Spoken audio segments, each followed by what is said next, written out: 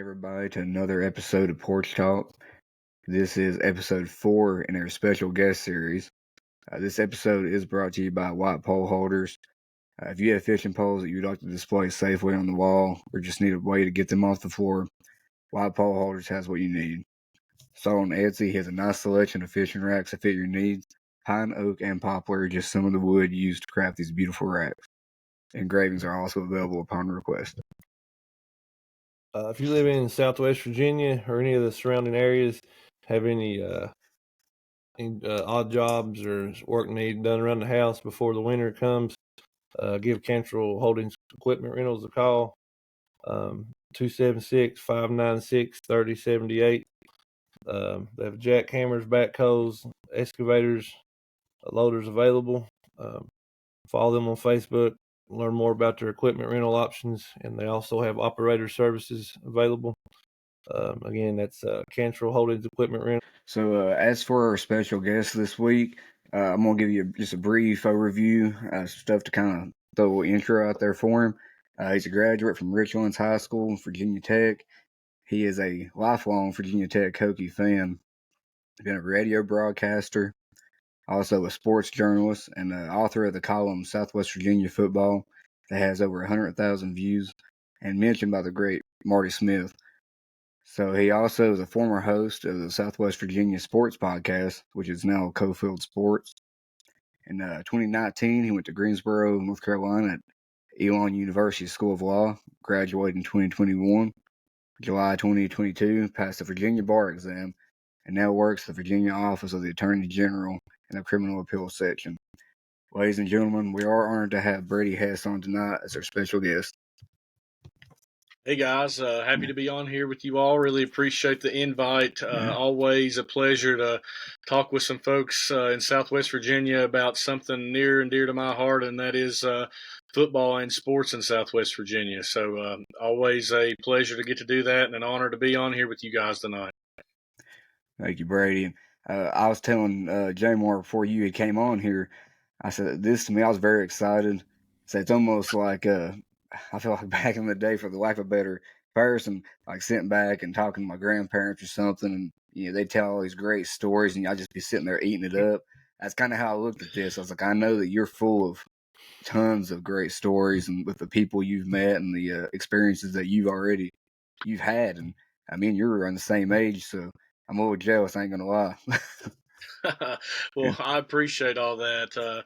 I've been very fortunate, especially growing up in Richlands in Southwest Virginia. All of the three of us know how important sports are here, and that was a big part of why that I pursued sports journalism, and then through that outlet, whether it was with newspaper writing, radio broadcasting, or even dipping my toes into some TV broadcasting. I was very fortunate and still have the opportunity to be pretty fortunate to meet a lot of cool folks, listen to a lot of stories. And it's like you said, being excited about hearing your grandparents tell some stories. And I am always very appreciative of a good story and could sit around and tell them all the time and listen to them all the time. And my girlfriend actually gets aggravated with me all the time because she's like, yeah, I listen to you tell the same stuff all the time.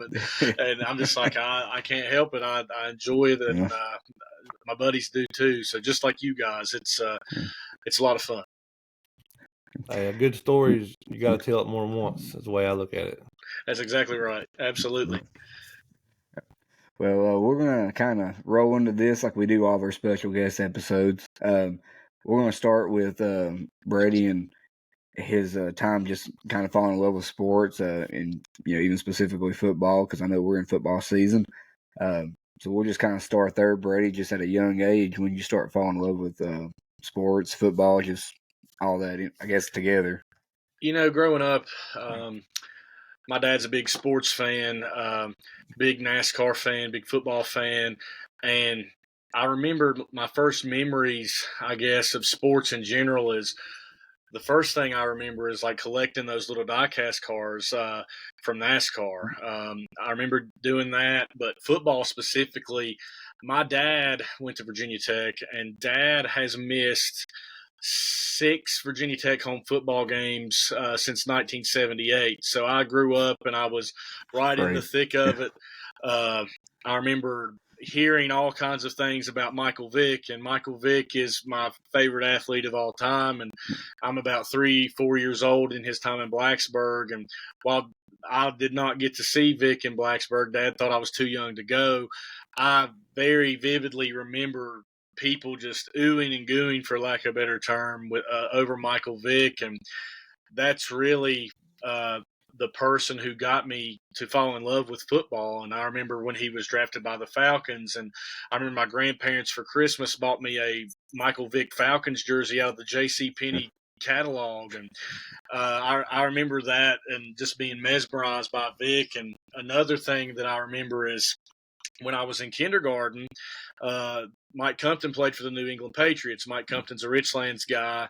I graduated with his daughter Sarah, played football with his son Josh, and have known them my entire life. And right around that time, on the way to Super Bowl 36, that's when I'm learning to read. That's when I'm learning to really start enjoying sports. And just like I'm sure it was where you all grew up there in Buchanan County, you got the Bluefield paper and you got the Bristol paper. And where Compton was on the Patriots, you're getting a report on the New England Patriots every week. And they just so happened to have this kid from Michigan named Tom Brady. And I was thinking very much so like a 5-6-year-old. I'm like, the quarterback's got the same name as me, which Brady back in the early 2000s wasn't a very popular name as it is now. And they got a guy from Richlands who I just happened to have went to preschool with his daughter a couple years ago. So I fell in love with the Patriots that way. The Snow Bowl was the first pro football game I really remember just being mesmerized by the snow. And I vaguely remember Vinatieri kicking it, and I don't know if that's because I actually remember watching it live or if I've just seen it so many times through the years. But those are really the two things that I remember falling in love with football. And I liked basketball growing up. My dad is a Lakers fan. The story with that is his brother liked the Boston Celtics, so he wanted to root for the Lakers to aggravate his brother. So I started pulling for the Lakers because of my dad. And my grandparents would watch the Atlanta Braves every night on TBS, and I fell in love with the Braves then. So still a big Braves guy now, but that's really how I got into falling in love with sports. And I grew up at a time in Richlands where Shane said a few weeks ago, I mean, football in Richlands was clicking on all cylinders. And those 04 teams with my buddy Zach Helton and Jeremy Keene and Kane Ringstaff and those guys and Freddie Ellswick even on those teams before the 04 team. Then 05 they make it to the state title and fall short against Turner Ashby, and then they beat Rockbridge County in 06, and then they go back in 07 and lose to Monticello. That was just so much fun getting to grow up in Richlands with all that, because watching the Blues on Friday night was the thing. It was the most important thing. If you had a Lightning R on your T-shirt and wore it to school the next day, that was prime peak performance of being a very small kid in the Richlands school system. But I had that going on. But we talk about football specifically. I didn't play football until the 8th grade. I played baseball, basketball, and even soccer in Richlands. My dad didn't let me play until 8th grade, and he said, if you keep growing the way that you're going to grow, I'll let you play in the 8th grade. And thankfully, he stuck to his guns and played there starting in the 8th grade. But that's kind of the long and short of it, is how I fell in love with it. Is Virginia Tech football has been so important to my family for so many years. And there's a couple of videos on YouTube. You mentioned Marty Smith earlier, and I really admire the work that Marty has done and look up to Marty. And he talks about Virginia Tech football specifically in one of the videos, and he talks about just college football. He writes a letter to college football, and that's exactly how I feel. I don't know how to describe it other than that is spot on, hits the nail on the head.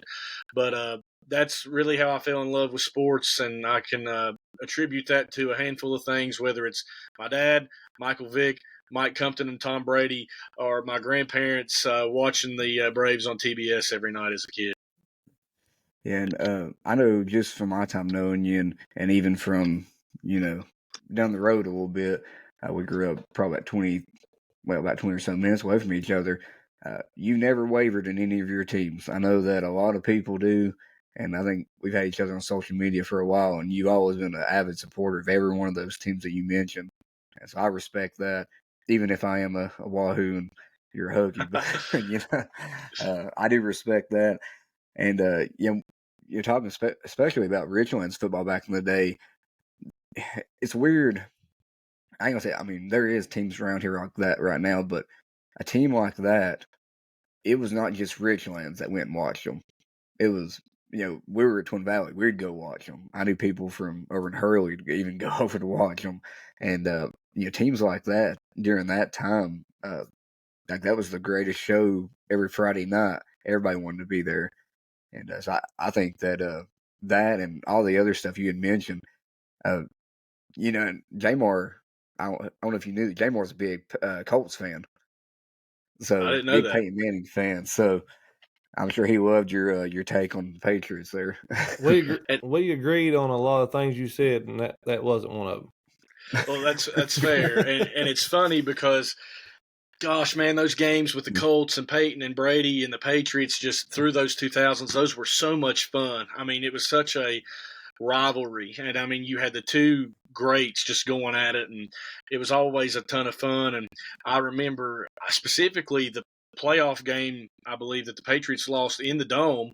I was over in Oakwood at my cousin Josh Campbell's house, watching that game, and I still vividly remember that. But that was such a good era and so much fun. And you go back and you look at who made the Super Bowl for so many years, and it was either Manning, it was either Brady, or it was Roethlisberger, and it was just such a it was a lot of fun during that time. But talking about specifically the Patriots and talking about Cameron talking about my allegiance to my teams is it's fluky that I like the New England Patriots. I mean, I don't know how I would have ever liked the Patriots other than it was a fluke.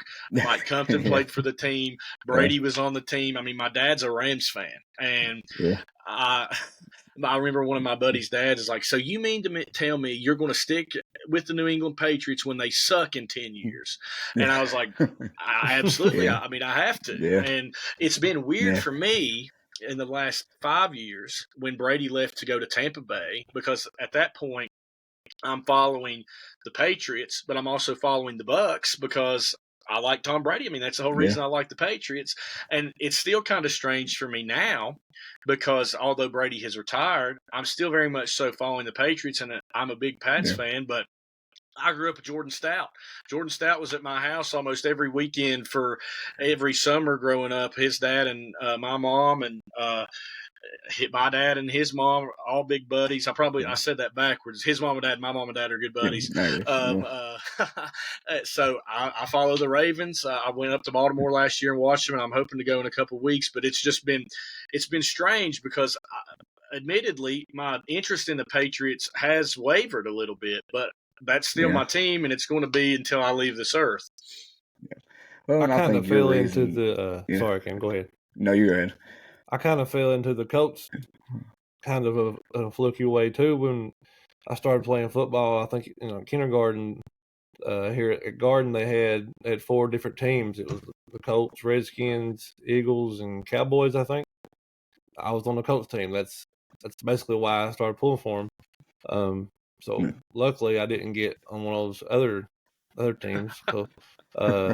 So that's, I mean, other than that, I mean, as a 5-year-old, you don't know who your favorite NFL team is. So that's the same way with me. That's who I like, so I stuck with it, and that's never wavered since. But I'm like you with the Broncos.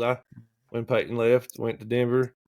I'm a Peyton fan, so I'm obviously gonna, pull for them. So I'm in the same boat you were there with. You don't want to pull for the Broncos, but you want Peyton to have success too. So I completely get, all that, what you're saying. I mean, I think, too, I mean, you were a Patriots fan before they won all the Super Bowls, right? So it wasn't like you were a bandwagon or anything like that. Right. I showed up right before it all started happening, literally by a handful of weeks. I mean, it's just crazy. Ain't bad. So you mentioned, Michael Vick was kind of like your hero when you first started watching football.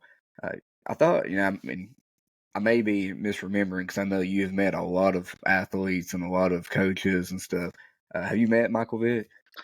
I've met Michael Vick twice, and I've interviewed Michael Vick once. And the first one was he had just recently signed with the Eagles, and he had just recently got out of incarceration.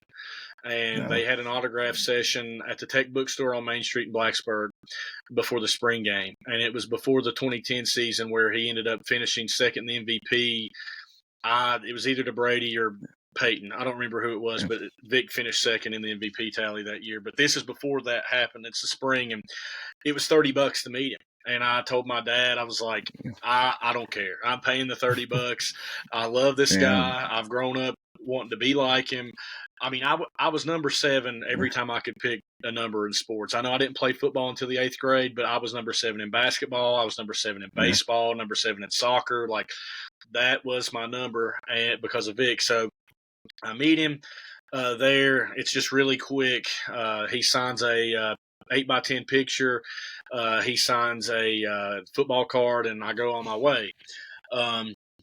Then fast forward to 2018 or 2017 rather, and I'm sure we'll get into this later as we go through the timeline. But I was a sports director at WUVT-FM in Blacksburg, which is the campus radio station at Virginia Tech, and my co-host Nathan LaPrete and I tried to intertwine a alum as often as we could, and Michael Vick was getting inducted into the Virginia Tech Sports Hall of Fame, and unfortunately, with Michael's past, with the dogfighting and whatnot, there was met with a lot of pushback by various advocacy groups like PETA protesting against Vick's induction into the Sports Hall of Fame at Virginia Tech. And you all know this as well as I do, that if Michael Vick's not in the Sports Hall of Fame at Virginia Tech, you need to shut it down. There doesn't need to be one. Yeah.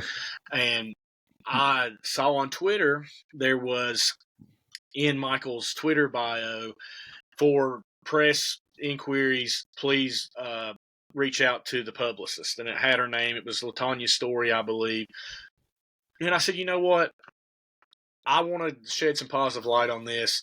I'm going to email, and maybe she'll hit me back. So I sent an email to the publicist, and I say, hey, I'm Brady Hess from the campus radio station in Blacksburg. I would love to talk to Michael about his induction to the Sports Hall of Fame this upcoming weekend. And she emails back, and she's like, hey, what are you going to ask? Because I guess they had received a lot of negative backlash with the upcoming induction. And I told her, I'm like, I'm not talking about any of that. I will talk about his time at Tech, and that's literally all it's going to be. So they agree. She says, it's funny how when you get these celebrities and these pro athletes, you get these time slots. And she's like, you've got 8 to 12 minutes. And I was like, okay, that's fine. I'll get it. I'll get what I need. So we made arrangements for a telephone interview, and we didn't have the technology at the campus radio station. So we went over to the radio station at the New River Radio Group there in Radford, which is now, which then was Cumulus Radio, and we'll talk about that later as well. And we set it up for the phone interview, and we set up in the studio, and he called us on his way down 81 from Newport News to Blacksburg. And a story with that interview is about 4 minutes in, he's talking, and then all of a sudden it just goes radio silent. And I look at my buddy, and I'm like, man, we don't have his number to call him back, because when they call into the studio, they just feed it through, and you're in the headphones and you're just talking. And I'm just like, man, this sucks. Like, we talked to him for 4 minutes. He's in the middle of a great answer, and it cuts off, and we just sit there and we're patient, and all of a sudden you hear, hello? And he's still on the other end, and I'm like, man, do you care if we ask that again, or if we get a little bit more time, since we lost you there for literally about a minute? And he's like, oh, absolutely. And we ended up talking with him, and he wrapped up the interview. It's still on SoundCloud, on my SoundCloud. Yeah. So if you want to check that out, y'all, it's very short, as I said, but anyway, it's Yeah. on there. And then last year, before the Tech and West Virginia game, there was an event there on campus with Mike, and I got to see him and talk with him for a moment, and got him to sign a football, and got a picture with him. So that was really cool. Kind of circling back, like, I was the kid, then I was the journalist, and then now I was just the adult fan. So it was really cool to get to see him and talk with him those few times. Yeah, it's awesome. There's not many times we get to actually meet our heroes. I mean, somebody that you grew up watching and stuff like that. Especially like a celebrity, people may never get that chance, and for you to get to meet him and interview him and meet him again, that's awesome. Yeah, it was really cool. You remember the Michael Vick experience, the commercial that Nike had, the roller coaster ride thing? I do remember that. That's one of the best commercials ever. Yeah, I think so too. I mean, it was so wild. Like, it's just like a amusement park ride. I mean, they strap in and you put the Falcon helmet on, and then off you go, and you're sidestepping and you're flipping and you're scoring touchdowns. I mean, it was just unbelievable. Yeah. I used to have I don't even remember what it's called. It was some big football thing back in the day. It was set up almost like a foosball table type thing, but it was electronical, and you had two places for your feet, and you'd have to shuffle your feet to move, and you'd move the stick around, and you'd go against the person on the other side. And I think he was a big him, or might have been I don't think it was Chris Johnson, might have been before him, but that was a big thing back in the day too. And I don't remember what it's called now, but so I guess we'll go into kind of like your time there at Richlands in high school before we get into some of your stuff with broadcasting. But you said you started playing in 8th grade. You want to go from there and just because I know that you said y'all did pretty good in 8th grade as far as with that your record and stuff. Yeah, so I started playing football in the 8th grade, and I remember very vividly how big of a deal that was for me, because I had to wait until 8th grade to play. I mean, I saw all my buddies play for the Cedar Bluff Blue Devils, the Baptist Valley Tigers, the Cedar Bluff Blue Devils, the Raven Crimson Tide, the Richlands Cowboys, the Richlands Raiders. The list goes on, and I'm just kind of sitting there just twiddling my thumbs like, am I ever going to get to play? And I remember Dad gave the approval, and my grandparents, they kept me when I was growing up. And I still remember getting in the car, driving to Richlands Middle School, getting out of the back of their Toyota Camry and walking into the middle school and getting a helmet, getting a practice jersey, getting pants, and getting pads. And I was just over the moon and just enthralled, because as we've touched on just a little bit, is those Richlands teams in the 2000s that I grew up watching. I mean, that is what I wanted to do. I wanted to emulate those guys. I mean, I had two goals my entire life, and it sounds really silly, and we'll circle back to it if we start talking about my path that I'm on now, but I had two dreams in life, and it was to go to Virginia Tech, and it was to play football at Richlands. And I'm in the 8th grade, and I'm going out for football, and I have no idea what I'm doing. I'm about 180 pounds, about 5'10", 5'11" at the time, and they stick me at tight end and defensive end. And I remember vividly playing scout team end, and I have no idea what I'm doing, and I'm crashing down, and Colton Staten's coming up, and he's busting me with his face mask right into my arm, and I had a bruise for a year from like here to here, because I was just defending myself like a moron. I mean, here I'm taking my arm and going up in some dude's helmet, and I mean, that was it was a big learning experience, because I'd never been hit like that before. I'd never played football. I didn't know formations. I didn't know plays, and all of a sudden here I am out there. But in that first year, I played on special teams, and I ran on second team tight end, second team defensive end, and there were a lot of good players on that team that I ultimately went through school with, whether it was Frank Taylor or Colton Staten or Hammer Browning, who ultimately transferred to Lebanon. I mean, those guys were good players. And, I mean, you kind of watched what they did in the 8th grade, because if you didn't, they were going to knock your head off. And I remember that. And I remember the big thing in the 8th grade for us was Homeacre was always really good. And Homeacre held a lot of people back at the time. I don't know what it is like now, but they held a lot of people back. And Richlands had not beaten Homeacre in a long time in middle school football. And we come through and we open up with Homeacre and we beat them. And I'm just like, wow, this is incredible. Like, we beat this team that they've struggled to beat in years past. And I remember that. And, you know, you go on and we played Graham, we played Bluefield, we played Tazewell, and we played everybody twice. And by the end of the year, we were 8-0. And it was the first time at that point that Richlands Middle School had ever went undefeated. And I'm sitting there, I mean, just thinking how a 13-year-old thinks. I'm like, man, Caleb Jennings and those guys didn't go undefeated. Like, Austin Fuller and them guys didn't go undefeated. Like, we've went undefeated. Like, we're going to be fantastic. Like, this is going to be unbelievable. But we went through middle school. We went 8-0.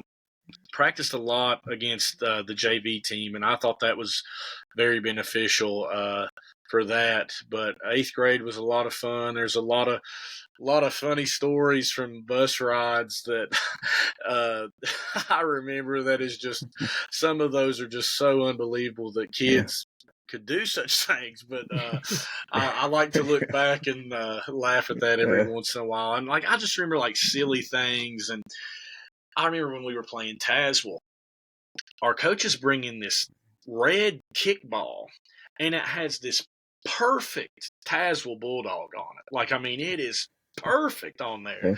And they're like, Tazewell's coaches brought this down here and left it on the doorstep last night. And, like, they're trying to get in your head. They're going to kick your butt. And I'm just like, and we're just like, oh, man, they've left this kickball on the stoop of the school. Like, we're going to beat the crap out of them. And, like, looking back at years past, I substituted a year in my gap year between college and law school. And that same kickball has been in that middle school for 20 years. Like, that was not, like, specifically like a tactic that did not come from Tazewell to our school. Like, I mean, that's been there, and that's something that they do every year.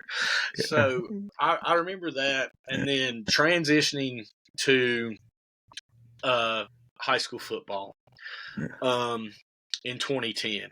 And I know you both are familiar with the 2010 team at Richlands. I am very biased. I will probably get some kickback from this, but in my unbiased opinion, with the exception of not having a state championship, that 2010 team is the best team that ever played at Richlands. Did not have anything to do with me, who was on scout team, mostly played JV and just dressed and stood around. But, I mean, you had guys all over the place that could make a play at any time, whether it was Bradley Strong, whether it was the late, great Cody Thomas, the late, great Devon Johnson. You had all-state linemen like Taylor Wade and Josh Hess that were just moving people around. You had Will Lowe. I mean, I'm leaving so many people out, but that 2010 team was so good. And I was very fortunate to be a member of that team as a freshman. And as I said, I mean, I mostly played JV in 9th grade, and those games were a lot of fun. I think we lost 2 games my freshman year on JV, and we would play your run-of-the-mill Lebanon, Graham, Tazewell, Bluefield, Homeacre, and we played Bland County, which was an outlier there, just as far as like the run-of-the-mill people that you play. But going back to that varsity team, I remember 2-a-days and going through the line and just, again, trying not to get your head took off, because here you are at scout team defensive end again. And instead of this time people in your class coming to take your head off, it's Willow and Cody Thomas and Hunter Childers and Aaron Darty and Josh Hess and Taylor Wade. And if they put you at linebacker, you better watch out and not make eye contact with Devon, because he's going to come to second level and knock you in the dirt too. But that team was so good.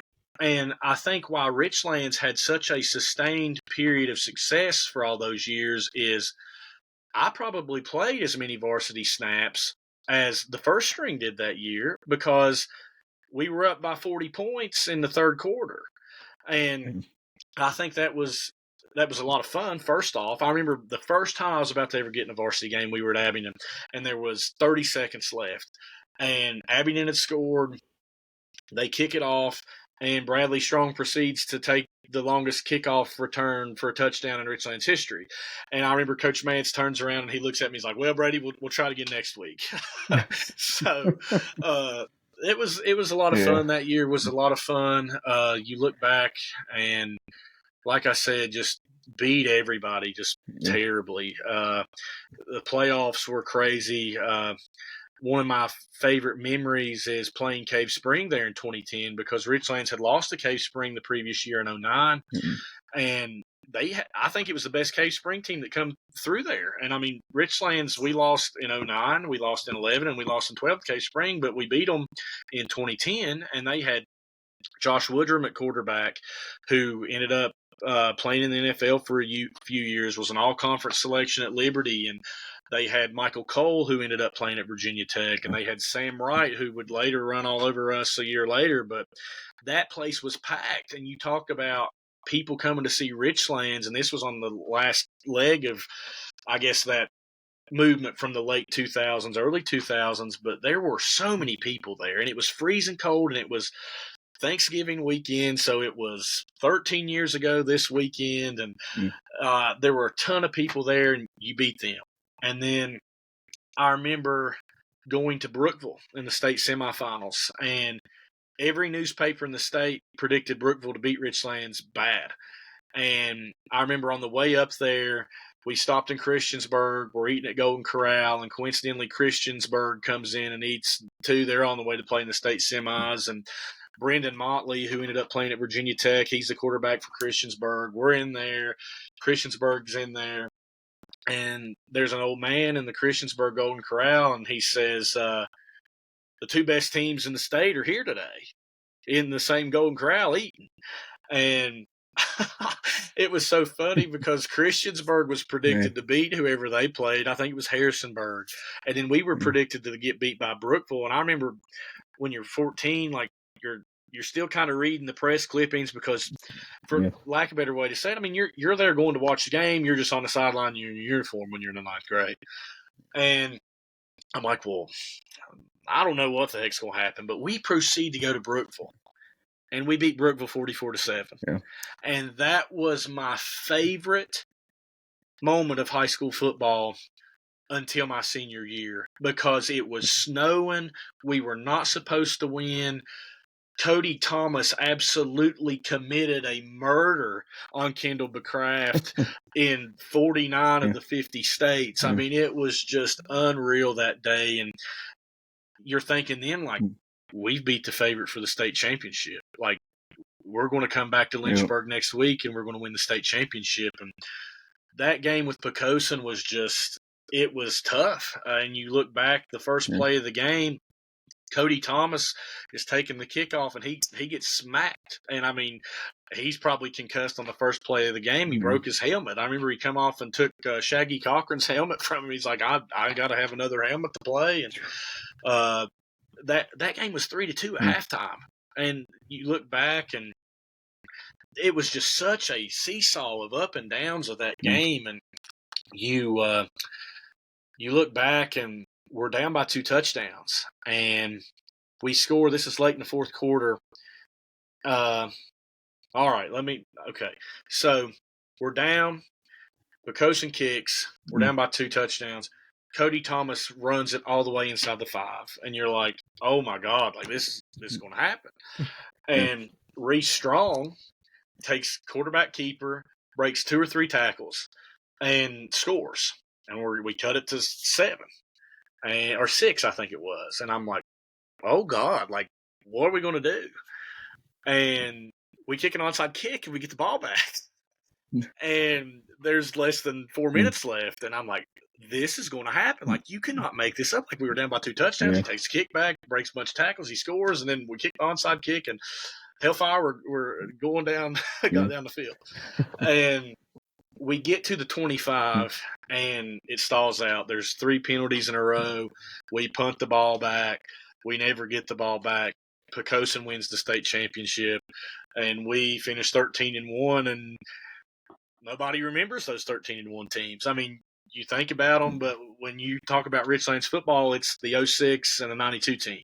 Like, 05 was great, and until you really dig down into it, you forget that they allowed 6 points all year long. Yeah.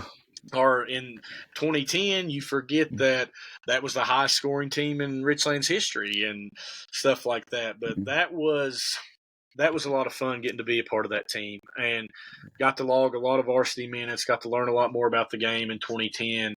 But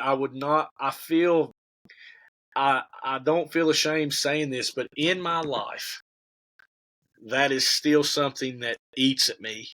Is that, and I couldn't imagine how I would have felt if, like, I was in there starting in the trenches every day, like my buddy Josh Hess and those guys. Like, that still bothers me because that team should have won the state championship, and it was very heartbreaking in 2010 to lose that state title. But getting to be around all of those players, and just getting to learn from seniors specifically that year, whether it was Bradley Strong or Albert Fajardo or Todd Smith, Will Lowe, Cody Thomas. I mean, just some of the greats that have got to wear the R. That was a lot of fun that freshman year. Yeah, it's so nostalgic for me to hear all those names because, my grandpa, he lived over in Richlands, and we'd go around the weekends, and he would always sit in his kitchen, lights off and everything. He'd have the radio turned on, and he'd be listening to the football game. He'd just sit there in his kitchen table and listen to it. And so hearing, all those names, like, that's what I would hear on the radio. And when we went to the games as well, I mentioned it with Coach Wicks when he was on. I would go back home, go to my college football game, and I would make Richlands football, and I would add all those guys to the team, and it was almost like, you was on it, but for me from the outside, it was like a storybook or something. Just these characters, almost larger than life, because at that time that was the biggest thing in this area was Richlands football, and Devon Johnson, some of those guys are almost like once in a lifetime type athletes, for an area like this. And I can't imagine getting to see it firsthand. That I'm sure that was awesome. It was a lot of fun, and you even taking it to the next year in 2011, and that team was undefeated in the regular season as well, and that was Devon's senior year, and it was Josh Hess, Taylor Wade, those guys senior year, Reese Strong, and it's just kind of like, well, and the posters that come out. I mean, that poster had the scoreboard from Liberty University, and it was 23-17. And underneath it said unfinished business, and it was just like we were off to the races. And I remember playing Gate City, and Devon gets hurt in the first game, and we're just like, oh my God, like, Devon is taking a helmet to the knee, and everybody just stops breathing for a minute. And ultimately he comes back, has a great year. But I remember that sophomore year, 2011, I remember going to Bullitt Park and being a part of the first ever home game for Union High School, because Appalachia and Powell Valley had consolidated, and it was the first year of the Union Bears, and going down there to Bullitt Park the first weekend of September. And when we got off the field at 10 p.m. that night, it was still 92 degrees. And I remember Reese Strong kicked a field goal to win that game, and just on through the regular season, like you beat Graham, you beat Tazewell, because it's kind of funny how things are now. Like, you look, and Graham has lost 1 game this year. Tazewell lost ultimately 4 games after last week, and then Richlands lost every game this year. But at that point, Richlands was 10-0, Tazewell was 0-10, and Graham was 1-9. So it's crazy how that was going on right then. And you play Honaker and all these other and Carroll County was still in the district, and Grundy was still in the district, and I'd be remiss if I didn't go back to talk about the Grundy game in 2010 at Richlands, because I remember. I was going to ask you about that. Yeah, that was actually my next question. I remember that game because it was muddy, and again, as a freshman on that team, I'm not going to play any that night. It was freezing cold. It rained and snowed all week, and there's inches of precipitation on the ground. And I remember we went out on the field, and I had hand warmers, I had foot warmers, and as soon as I stepped off the track at Nelson Memorial, my shoes are soaking wet, so my feet are cold the rest of the night. And I remember the craziest thing going into that game is Tyler Bergelow led the Southwest District in rushing yards. It wasn't Devon Johnson. So if you're ever in a trivia contest, who was the 2010 Southwest District regular season leading rusher, it was Tyler Bergelow. It wasn't Devon Johnson. But I remember it was so muddy. It was so cold. We were, even if you didn't play, you were muddy because the stretches we did rolling around on the ground. But Grundy was in the district at that time, and that was a lot of fun. But going to that 2011 year, it was more the same. I mean, we rolled through the regular season, and here I was as a sophomore, and I'm playing significant varsity minutes in the second half for the same reason I was in the freshman season. I mean, just like all the underclassmen were. But it was unreal. And then we get into the playoffs. Well, before we get to the playoffs, we played Pulaski County, we played Patrick County, in addition to the rest of the district. And then we get to the playoffs and we play Tunstall, and we have no problem with Tunstall. And then it's Cave Spring. And Cave Spring, surely we beat the best Cave Spring team last year. Like, we're not going to have a problem. And then Sam Wright runs for almost 400, 300 yards that night, and they beat us, and we go home at 11-1. And that was a disappointing finish because you had 3 Division I athletes on your offense. I mean, Reese Strong went to Western Carolina as a baseball guy. Josh Hess went to the University of Richmond to play football. And then you had Devon Johnson, who was a world beater at Richlands and at Marshall, and then had a cup of coffee with the Carolina Panthers. So just so much talent were on those teams. And I remember practicing against those teams, and I was the scout team DN. I'd come across Josh Hess, and you're running full blast, and you just got to keep your head on a swivel. And I remember being a scout team linebacker one time, and I had no idea how to play linebacker. I mean, I'm still, as a sophomore in high school, I'm still really green to football. And I had never played anywhere that was not the offensive line or defensive line. And basically, scout team, you boys both know how it is. It's we need somebody to go and fill a spot. And I'm back there chopping my feet, literally looking to see where the ball is. And I make eye contact with Devon. And it's a pass play, and Devon's just standing back there in the backfield. And it's just one of those things like, oh my God, like it's about to happen. Yeah. And he come, man, and he flattened me. And I remember that there are 2 hits specifically I remember from those days. And it was then that hit with Devon, and then it was the year before I was at Scout Team DN, and Cody Thomas and Will Lowe were in a double tight set, but they were on the same side of the line, and they both pulled at the same time, and they both knocked the crap out of me at the same time.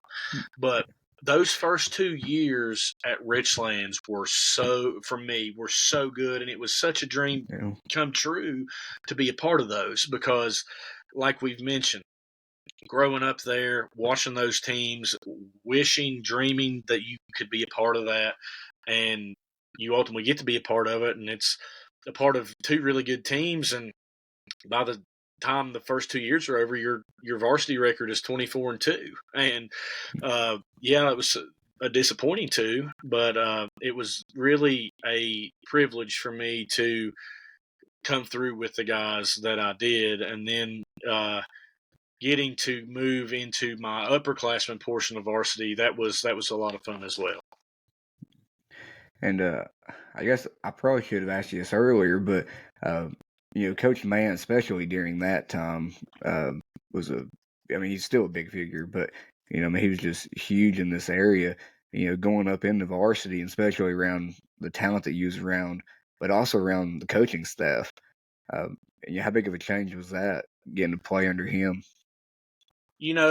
Coach Mance was awesome, and it's not something I appreciated when I was a 14 to 17-year-old kid. And I wrote an article when he retired from Richlands, and I flat out pretty much said, like, I didn't appreciate it when I was a kid, but as I've got older and thought about it, I really appreciate it and really realized how fortunate I was to have played for Coach Mance. And he was a man of his word. He told me that summer from 8th grade to 9th grade, if you come to weightlifting every day, you will play every varsity game. You will dress for every varsity game.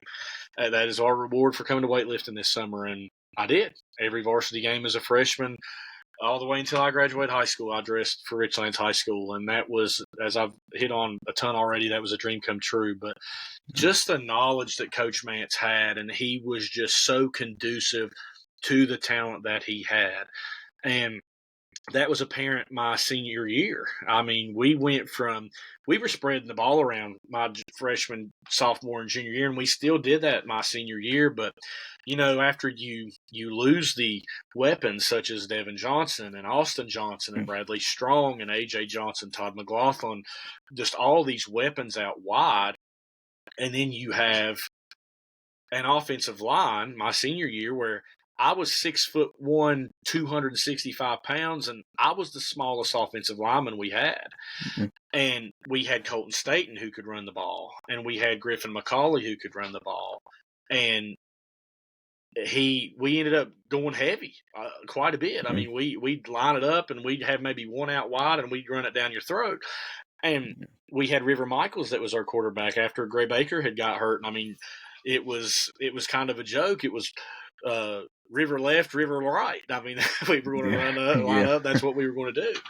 But he was so conducive. I learned a lot about football from Coach Mance, and he would get over and he'd call the offense. And not only would he call the offense, but then he'd break away from team, and he'd come down and he'd coach the O-line. So Coach Mance was just such a integral part of my youth.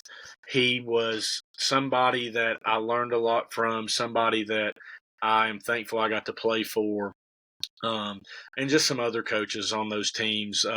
Ronnie Davis was a very good coach at Richlands at that time, and he was a fan of mine, and I appreciated that at that time. Learned a lot from Coach Davis. Learned a lot from Snake Palmer, who is coaching a great defense at Graham still to this day. And I can hear him probably in my sleep over there, 50 slants, and we're going. But Coach Palmer, just such a great defensive mind. Coach Terry West, there are not many men on this earth that I have more respect for than I do Terry West. I mean, he would get out there and he would get after it, whether it was in the pouring rain, the snow. I mean, here's a man who's in his 60s and 70s, and he's got a prosthetic leg. And he was retired, and he came and he coached football at Richlands. And he was just such a wealth of knowledge and just so tough. And I remember he'd be down there with the DNs, and he's like, block down or kick out, but bust the way. I mean, just going berserk. And we're just like, man, if this guy that's coming out here with one leg is getting this fired up, like, why can we not do it if he's got the energy? I mean, we should get in there with him. And, there was just so many good coaches at Richlands, and whether it was the folks I've mentioned or Chris Altizer or Frank Darty, the list just goes on and on, the Brad Strongs of the group. I mean, it was a lot of fun to play for the guys that I got to play for. And, there were Brian Beck was another great one. Brian Beck did not coach. He played out in Northern Iowa, I believe it was, and he married a girl from Richlands, and he coached offensive line, and he was a wealth of knowledge, and he was a good coach. And there was some transitions during some of those Richlands days with new people on the staff. I mean, Thad Wells was our offensive coordinator one year. So there was a lot of football knowledge on those coaching staffs, and it's something that I think made Richlands as good as they were for a long time. Yeah, and I still like listening to Thad talk. I know he does a lot of stuff, coaching clinics and stuff like that even now. I know you talked a little bit about your time, Scout D and your ninth and 10th grade and stuff like that. But your junior and senior year, when you got a chance to go out there and start, and get a lot more playing time, how did you enjoy that? It was a lot of fun. Yeah. I got to start a couple games on offense Yeah. my junior year. I got to start every game on special teams my junior year, and that was just a ton of fun. I mean, you get into that junior year and you pick up where you left off in the regular season. I mean, we had won. I don't remember the number, but 09 they went 9-2. They lost the first game to Gate City, won 8 in a row in the regular season. Then you win 10-0, or you go 10-0 twice in the regular season. So you've won 28 games in a row in the regular season. True. And then we start off and we beat Gate City, Union, and Graham. And I believe that we're sitting at a 32-game winning streak in the regular season. And we go to Pulaski County. And I remember watching film that week. The guy that I had to block on the field goal team was a dude who was literally over 400 pounds. And I remember sitting in film that week, and they're like, Brady, this guy's just a horse. Like, I mean, he's just a big body. There's not much to him, but he's a horse. And I remember I knocked him down at Pulaski County. I think he more or less slipped. I'm not going to say that I knocked him down, but I think he slipped. But he ended up on the ground, and I took a sigh of relief. But that was a lot of fun. And my junior year, we started out with Ben Brown as our quarterback, and we play Union, and that's a down-to-the-wire game. We win that by a couple points, and then Gray Baker takes over. And Gray Baker is the best quarterback that never got his due at Richlands. And we just take off. And we go to that Pulaski game. Unfortunately, we lose. And it's the first time we've lost a regular season game in the first 3 years I've played high school football. And I'm just sitting there thinking, like, oh, my God, what is practice going to be like? Like, we finally lost the game in the regulars, because every other time we've lost, you pack it up and you're calling it a season. And I remember losing that Pulaski game and just feeling just devastated. And, you couldn't hang your hat on it too long, because you got another game the next week. And it was a lot of fun being on those offenses, because you had Coach Mance calling the plays. Thad Wells was in the mix at that point as well. And Gray just soaked up so much of the knowledge from those guys. And, it helps a lot when you've got Todd McLaughlin out wide and you've got A.J. Johnson out wide, and that's who Gray's just throwing it down the field to all day. But when Gray tore his ACL, that was heartbreaking, because not only did you see this guy who had such potential, but you had he's one of my best friends this day. We lived together for 2 years in Blacksburg. It was just really sad to see that happen to him. And, like, he gets hurt originally at Honaker, and that Honaker game was so exciting. They had Ty Hall. I know you guys played them the same year, and they were just rolling everybody, and they come up to our place, and we beat them pretty handily. But you have that happen. Gray plays against Marion, which is ultimately my first varsity start on offense. And then the week going into Carroll County, he tears his ACL in practice, and that was that for that year. And we go and we play Carroll, had a lot of fun with that. I remember getting to go up against Lucas Holder, and Lucas Holder played at Liberty.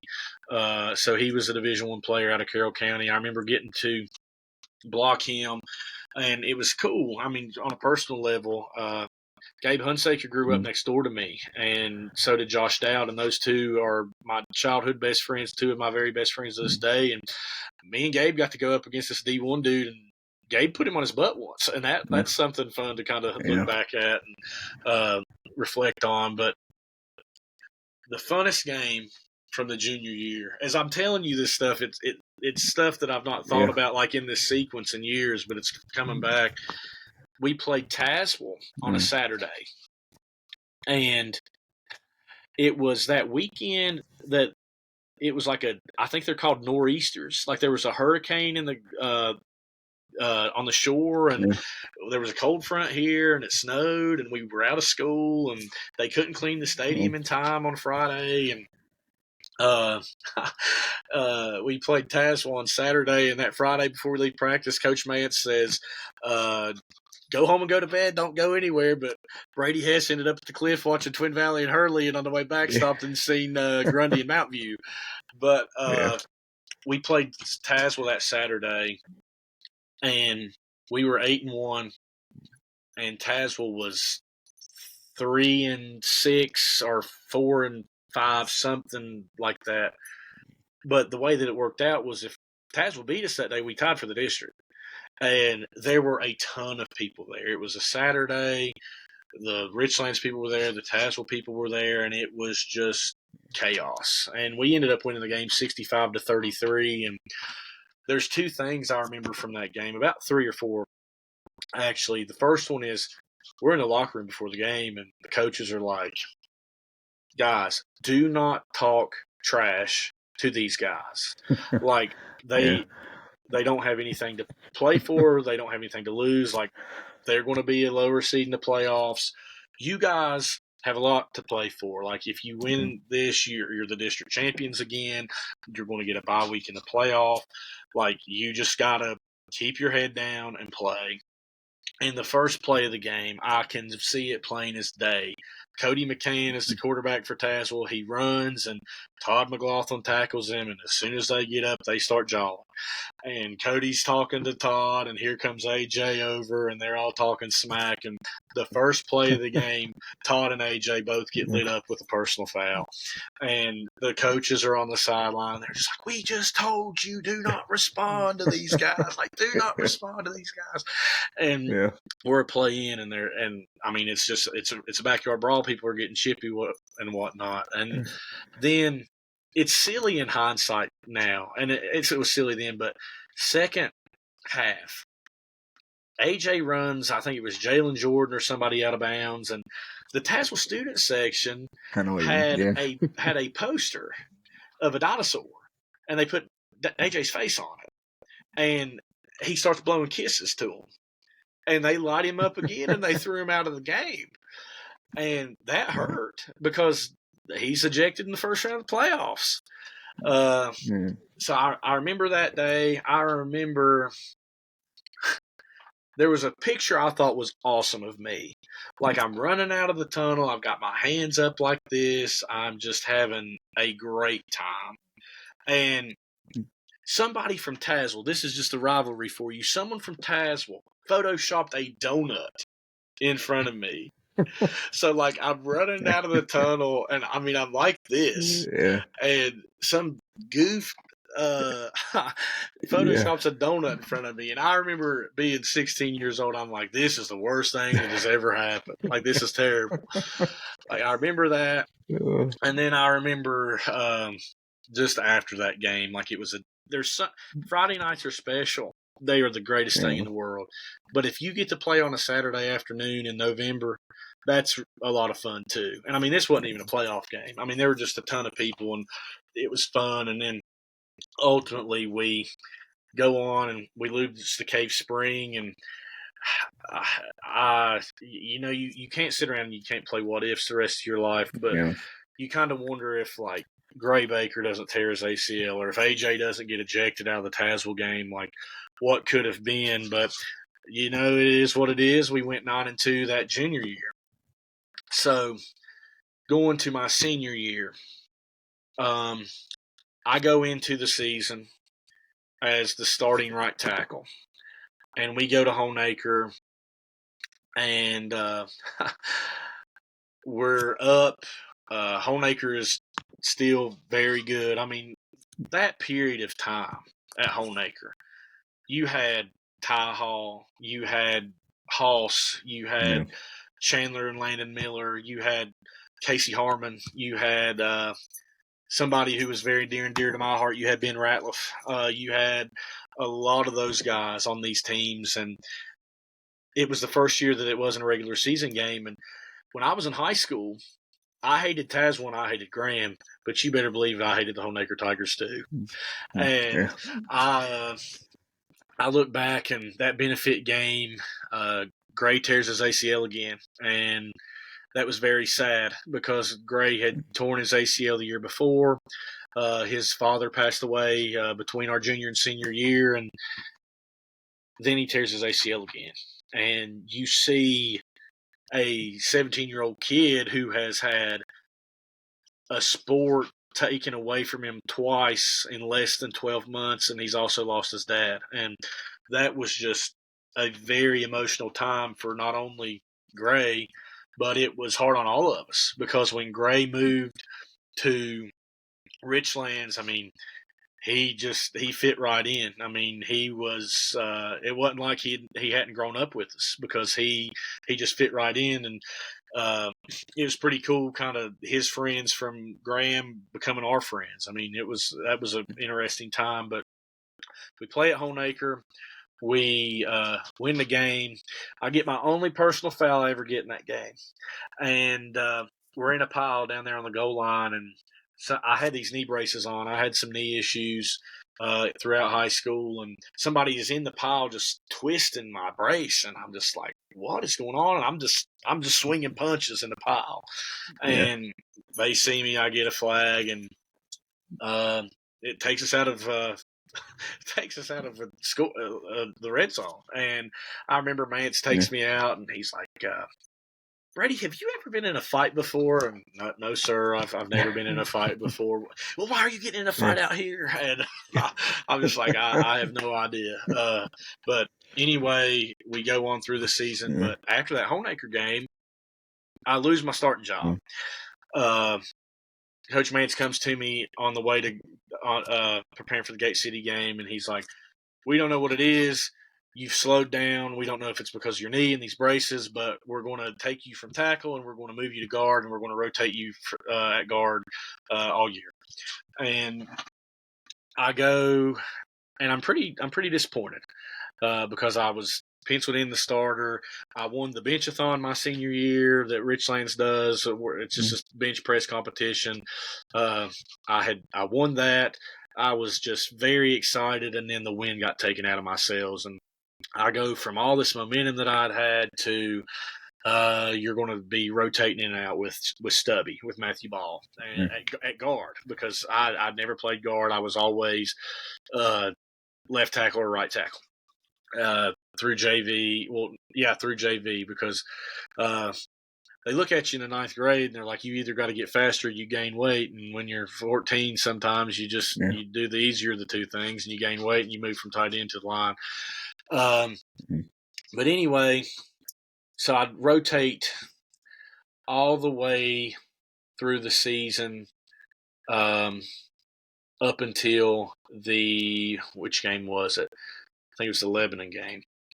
But before we get there, we so unfortunately had the disprivilege of being on the second worst loss in Richlands history when we played Lord Botetourt that year. And Lord Botetourt beat us 56-0, and Chris Thompson was just all world, and he ended up playing at Emory, and he just ran circles around us. And it kind of stung a little bit a few weeks ago. Richlands gave up 460 plus on the ground to Marion, and I'm in a group message with some buddies. I'm like, surely that has to be a school record. And somebody pipes up and is like, no, you need to go look at that Botetourt game from your senior year. And lo and behold, we gave up over 550 rushing yards that night, that cat. But they beat us 56-0. Had a ton of fun that year. I mean, we lost to Union in the second game. And it was just so stupid how we lost that game. We're up by a touchdown. And Brett Compton was our center, and he snaps it over Rivers' head 3 straight plays. And we punt the ball. Union goes down and scores, and we get the ball with 8 seconds left. And it's at Bullitt Park, and that place is rocking, and that's just one of the cathedrals of Southwest Virginia. And with 8 seconds left, River drops back to pass. Mance caught a pass play. And Ben Brown was the only guy that we could consistently throw to. And River threw the ball to Ben, and Brandon Hubbard picks it and takes it to the house to win the game for Union. And I can still see it. I told somebody the other day that I will know that I have not lived my life right if I die and I wake up in the afterlife and I'm at Bullet Park and I hear the Union Band playing the fight song and it's just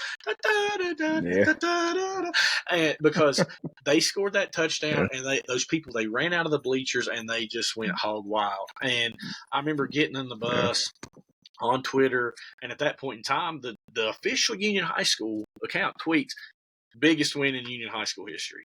And at that point in time, it absolutely was.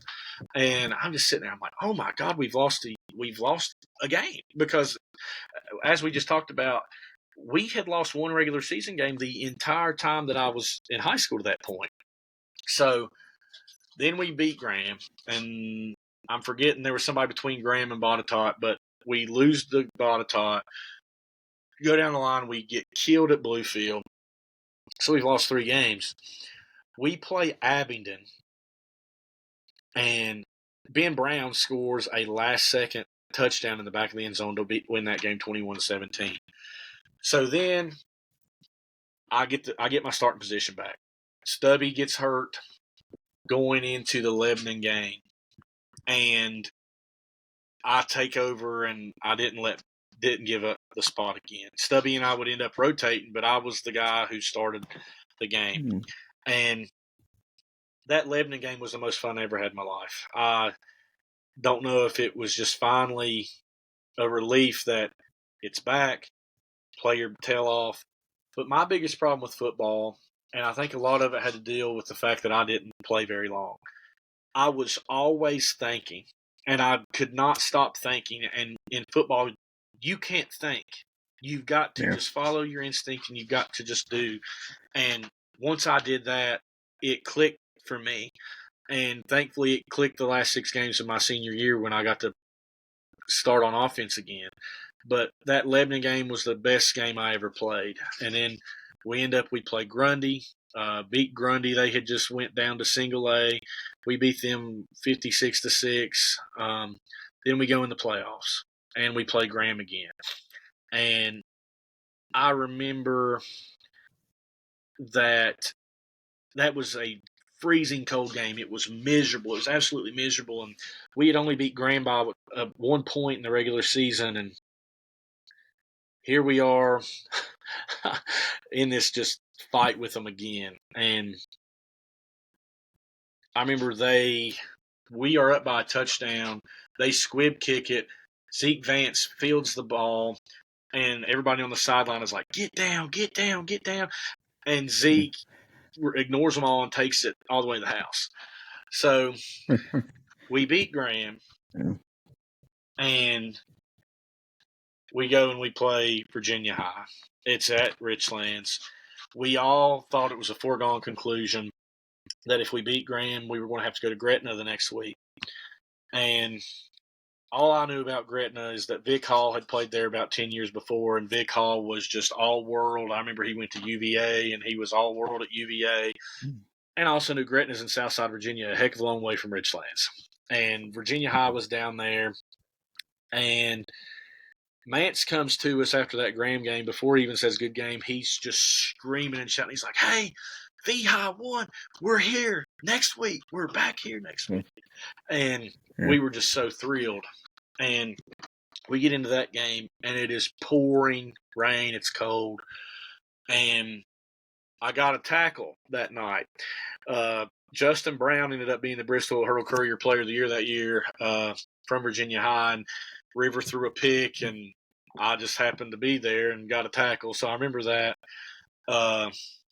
But what I remember more than anything, and this is my greatest memory of high school football, I talked about that Cody Thomas kick return, but this takes the cake. And you look back at it, and Virginia High is up by 7. And there's less than 3 minutes, I think. And they punt on one of those first ETSU teams after they revamped the program. And he punts it, and Ben Brown is the punter, or the punt returner, and Ben muffs the punt. And Virginia High recovers inside the 25. And I just remember right then, I'm like, this is done. Like, this is done. I'm getting chills talking about it right now. I said, this is done. It's over with. And I remember I walked down the sideline and I grabbed a hold of Landon Mance and I said, Landon, when we go back out there, man, like, you've got to fight your butt off. I said, you got to fight your tail off. And I said, because, dude, you get to come back and do this again next year. And I remember I teared up. I choked up. I said, because I'm done. I said, I'm done. And Virginia High runs the ball, and they just were going to run the ball 3 times to the middle of the field. Timeout. Mum Power's the D1 kicker. He's going to kick a 30-yard field goal. It's going to be up by 10, and it's done. So, first down, run, timeout. Second down, run, timeout. Third down, Virginia High's on the hash, and they are merely running to the middle of the field to kick the field goal. Ben Brown, as fate would have it, he comes up, and he strips Justin Brown, and he takes it 80-plus yards for a touchdown to tie that football game. And you go back and you watch the clips, and I am the first one off that sideline to meet Ben. And people were like, what are you saying? I was talking in tongues like I was at a tent revival. I was just so thrilled to death. And we go on. We go to overtime. And 3 overtimes later, Ben Brown's catching a ball in the back of the end zone on third down to win the game. And that was an outer body experience. Like, people poured out on the field. We win when we had no business winning that game. We were dead in the rights, but thanks to the good Lord and to Benjamin Brown, we won the game. And that was just such a fun day. Probably the most fun I've ever had in my life. I tell people all the time, I've had a lot of fun in my life, but Friday nights was the most fun I've ever had in my life. And that particular Friday night was the pinnacle of fun that I've ever had. So I love talking about it. When Virginia High played Richlands this past year, Ben is on the radio with his dad, Ron, on WGTH, and they do shout-outs. And I sent a text in. I said, when these two teams were on the field in 2013, I said, Ben Brown completed the greatest moment in the history of this stadium, with the exception of beating Orange County in 92. So that is how big of an impact that game had on my life. And then it was a curtain call. And we went to Giles. And we go down 7-0 early. And Brett Whitlow and Brian Mann, what a tailback core those guys were for Giles. And I will remember it till the day I die. The first play of the game, Brett Whitlow went 69 yards for a touchdown. And they were blowing train horns, and you hear the PA announcer, Brett Whitlow, 69-yard touchdown for the Spartans. And then we respond, and we go down, and lo and behold, who else other than Ben Brown scores a touchdown, knocks it up at 7. We stop Giles, and they punt the ball, and we rough the punter. And I'm not saying we beat that Giles team. That Giles team went on to win the state championship, had Division I defensive end and a guy named Cody Rhodes.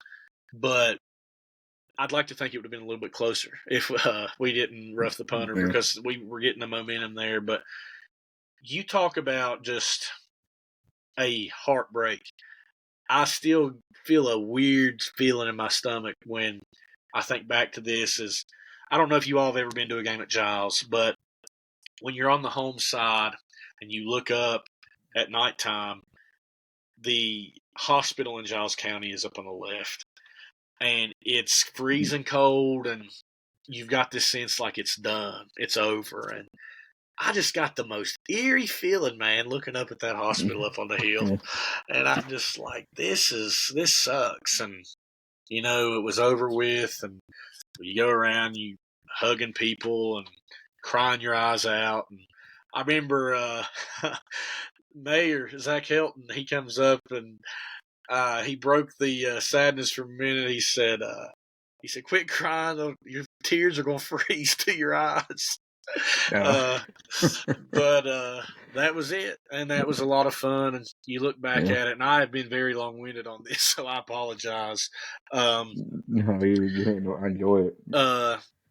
We went 42-8 in 4 years there, and we won 4 Southwest District titles and won a region title and made the state quarters and made the state finals. And there's only one thing I wish I could change about it, and I wish that score of that Pocosin game was a little bit different. But I had a ton of fun. I made friends with boys that I am still very best friends with to this day, whether it's Josh Hess and Josh Dowd and Gabe Hunsaker or Taylor Wade or Eli McReynolds or AJ Johnson. I mean, Brett Compton, Matthew Ball, Landon Mance, Oatmeal Keene. I mean, I could sit here and I could River Michaels, the guys I could sit and name all day long. The Luke Herndons, the Chandler Clicks. I mean, people that I was just very close with and forged lifelong bonds with. I really had a good time in that portion of my life, and I really hated when it was over.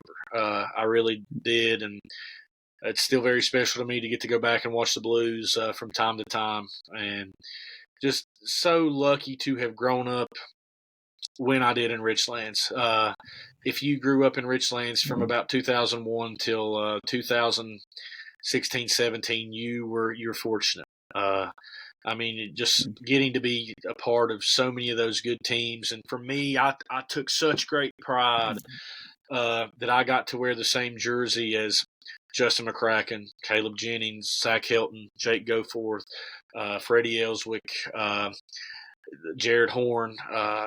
The list goes just on and on of how proud I was to do that.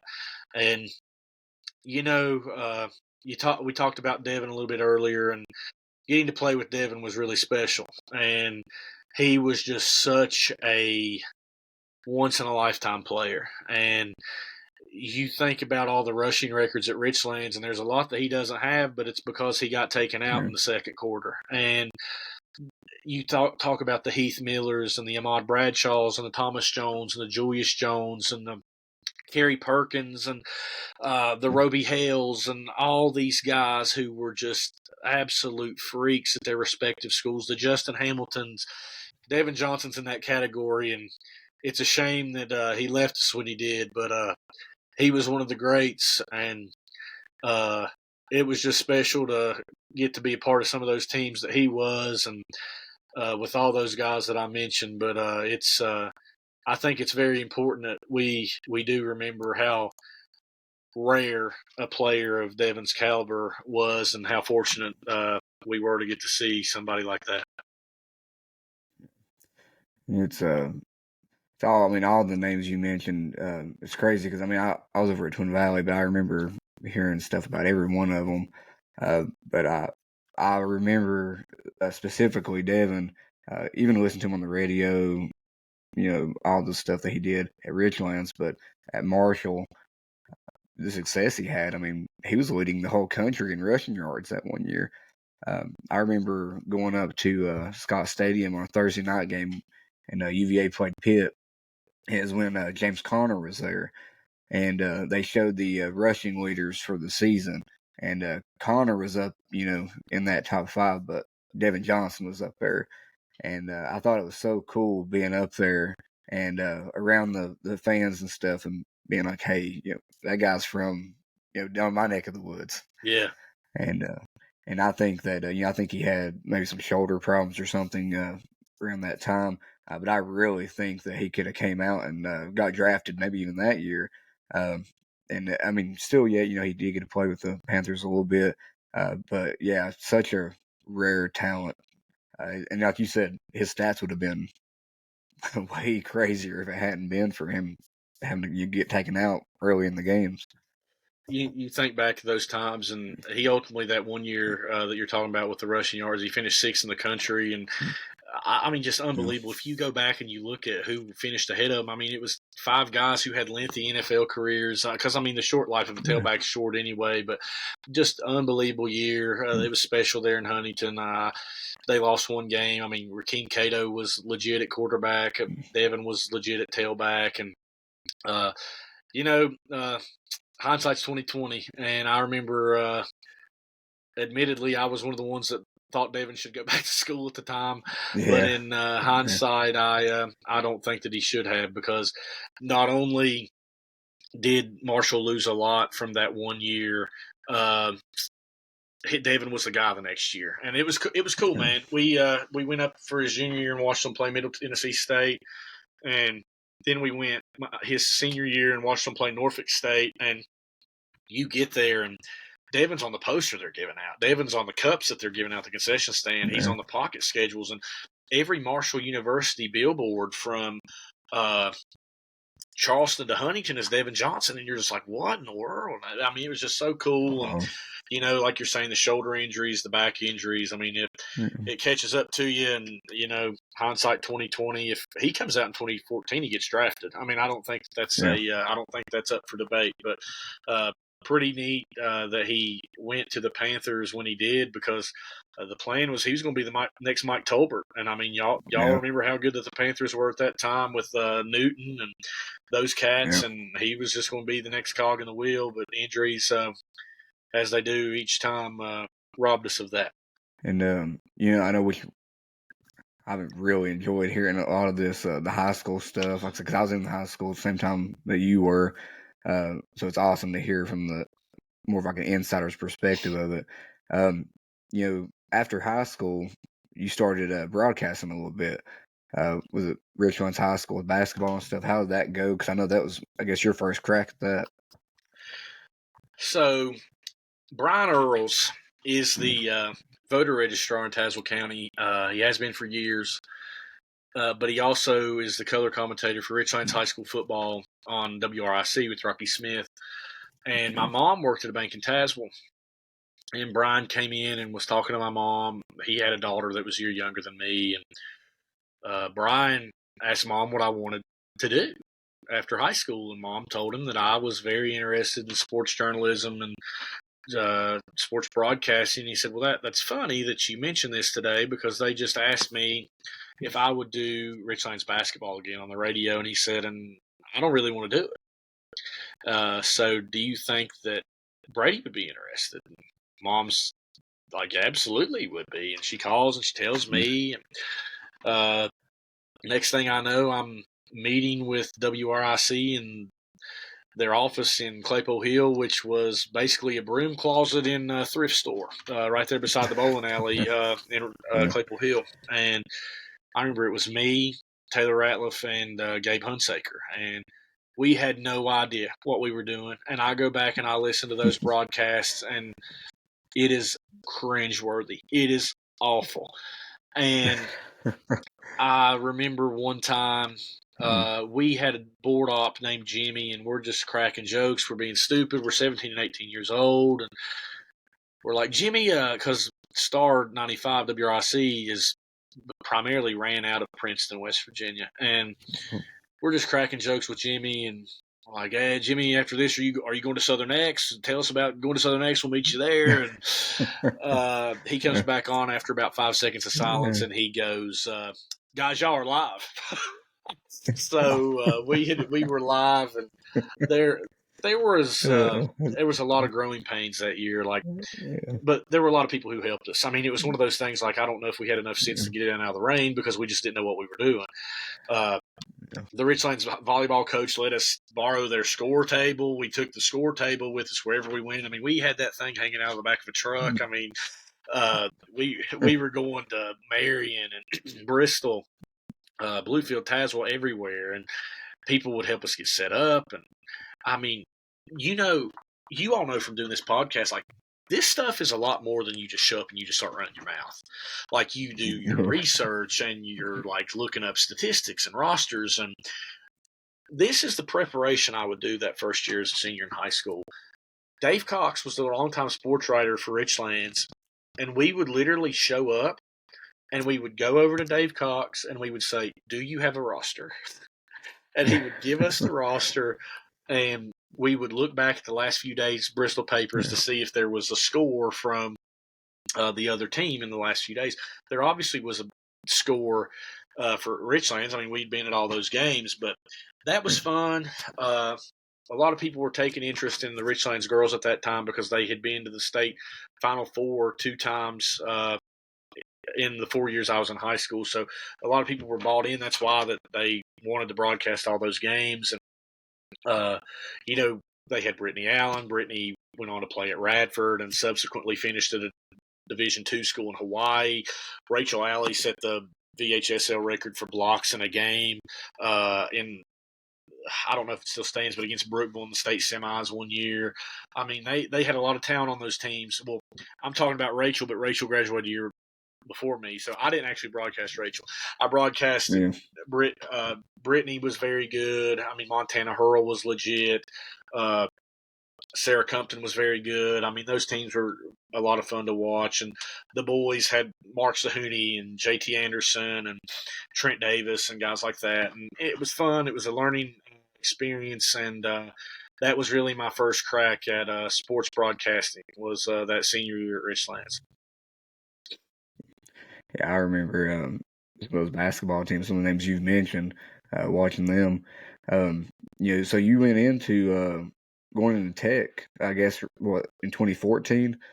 So what was it like, going over there? Because, I mean, you lifelong Tech fan, your dad, Tech fan. So I know you probably always thought, okay, I'm going there. But what was it like to finally get there? A dream come true.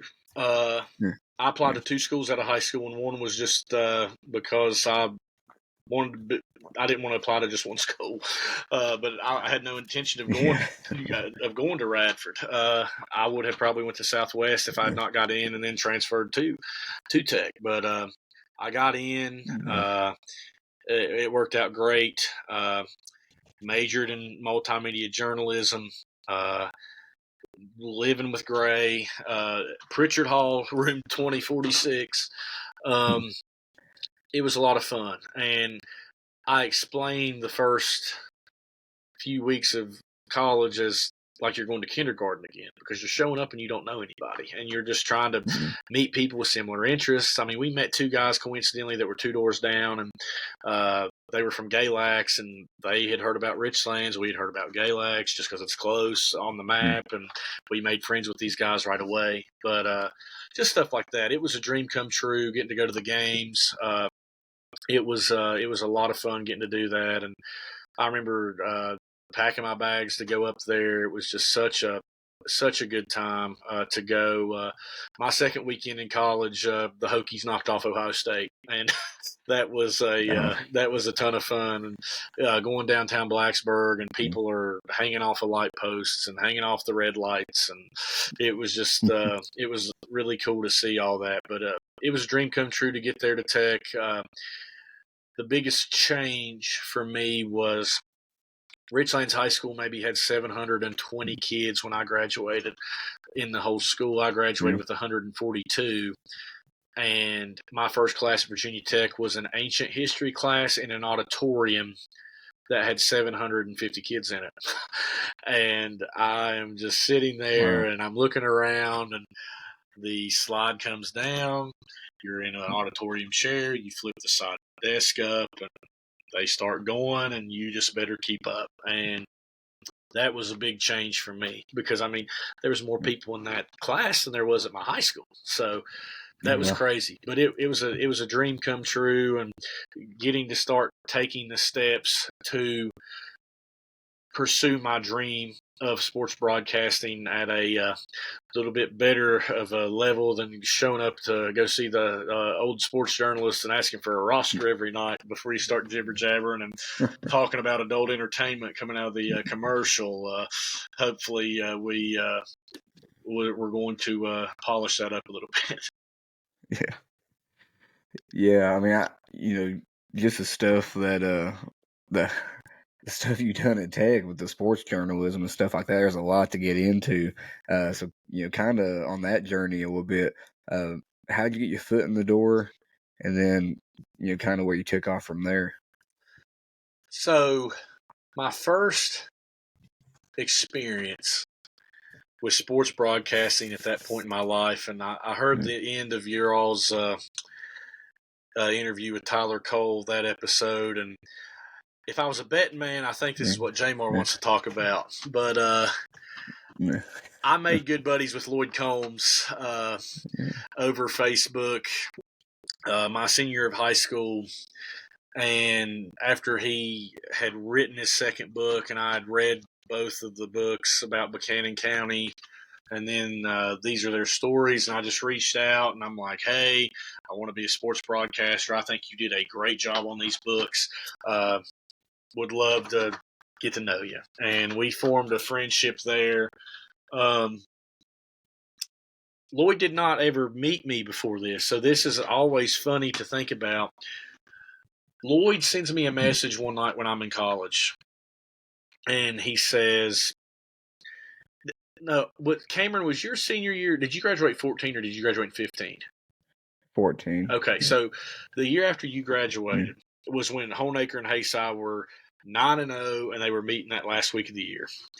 And naturally, Lloyd wanted to call that on the FM station, WMJD, but he still had the Grundy games to do, and Grundy was not very good. And they were playing Tazewell. And he says, hey, I know you said you wanted to do sports. What do you think about calling the Tazewell Grundy game in week 10? And I'm just like, let's do this. Like, heck yeah. Like, I want to do this. This is what I want to grow up and do. And he's like, all right, I will send the equipment up with Elliot to WGTH. You pick that up. I will tape a Grundy roster onto the door of the Mountaineer, pick it up, and have a good time. So the first ever game I broadcasted in the football play-by-play role was the 2015 Grundy-Tazewell game. Tazewell beat Grundy pretty handedly, and there's only a couple things I remember from that night. I remember that Jacob McNutt was a man for Grundy, and I remember that somehow the phone jack in the press box at Grundy was interconnected with some old lady's phone line in Grundy. And I was in a commercial, and I hear somebody pick up, and it's a dial tone. And I'm just sitting here like, oh my God, like what is going on here? Like, but thank God we're in commercial, and you hear the woman on the other end. She said, I can hear the football game in my phone. Like that's not right. And I'm not saying anything. And she hangs up, and I go back live, and I start calling the game. And coincidentally, the next commercial, she picks up the phone again and says the same thing, dial tone. Why is the football game in my phone? And I remember I just nonchalantly said, ma'am, I don't know, but I'm about to go back on the air, so you're going to have to figure it out here in a few minutes. So that was my introduction to sports broadcasting once I got to college, and it was also my introduction to Lloyd. I'll just go through the chronology here because I would like to talk about Lloyd some more.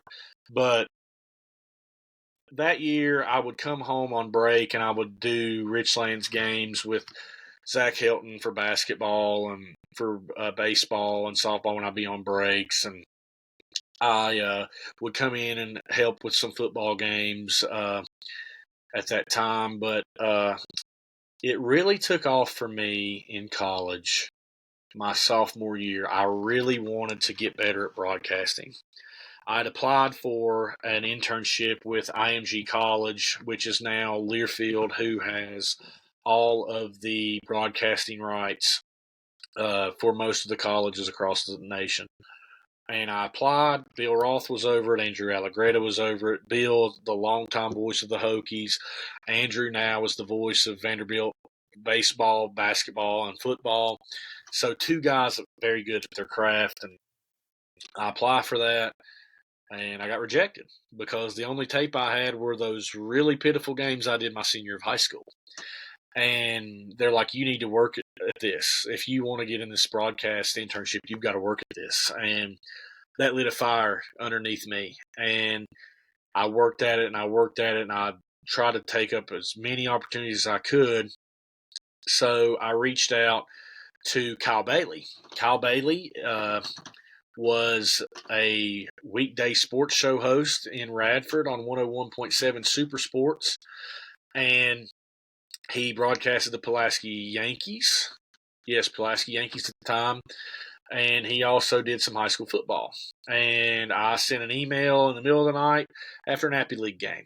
And I'm like, there's no way Kyle's going to get back to me. And Kyle, he calls or he emails right back and he goes, would love to talk with you. Thanks for reaching out.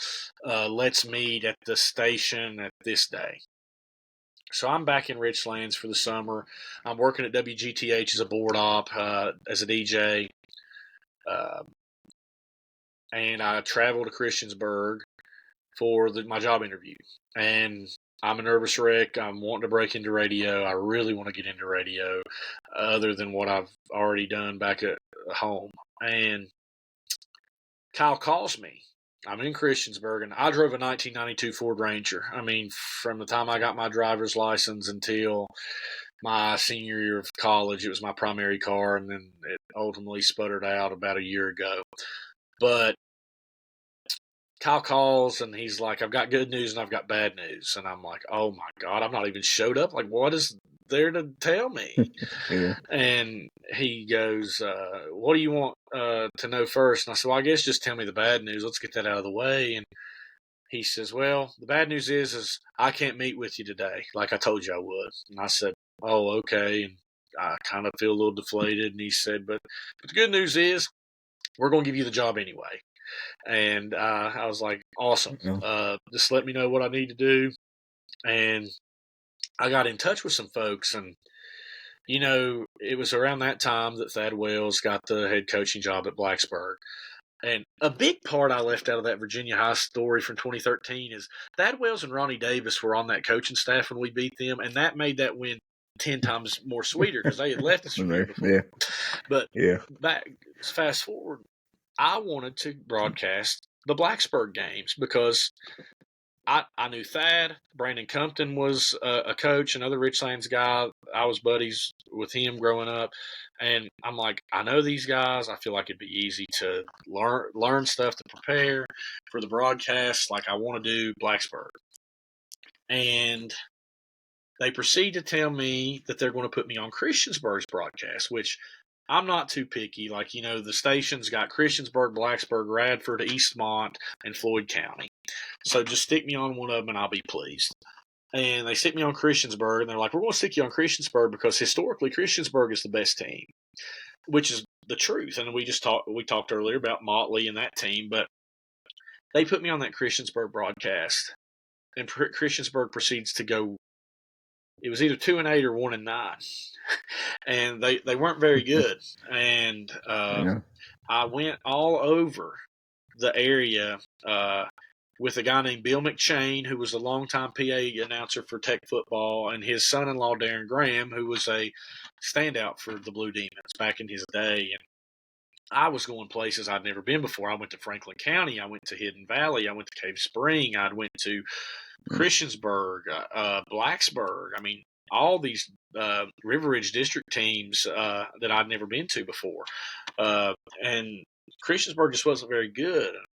I remember I saw an interview one day. Tim Cromer was the head coach at Christiansburg, and he'd come up in the press box and do a post-game interview. And Christiansburg should have beat Pulaski County that year. And Bill McChain asked him why he didn't run the football inside the 5-yard line, and Coach Cromer got mad, and he threw the headset down, and he stopped the interview. And I remember watching that. I was like, oh my gosh, we got to work with this guy the rest of the year. Yeah. But that was a very interesting introduction to football in that part of the world. And that year comes and goes, and I go back, and I'm on the breaks, and I do the Richlands basketball games with Hilton. I do the Richlands baseball games with Hilton, and it comes back around. And it's the summer of 2016, and I reach out, and I'm like, guys, I'd really like to do Blacksburg. Like, Christiansburg was fun, but there's a couple boys I grew up with that are coaching at Blacksburg, and I'd like to be a part of it. And they call me back, and they say they've already got a guy to do stats in the halftime and pregame show. And I'm like, well, that's fine. I'll do Christiansburg. Like, no big deal. Well, I get a random text one day, and it's just says, hey, you're on the Blacksburg broadcast. If you want it, it's yours. And I didn't know who the number was. And I said, heck yeah, but who is this? And he texts back, said, it's Coach Wells.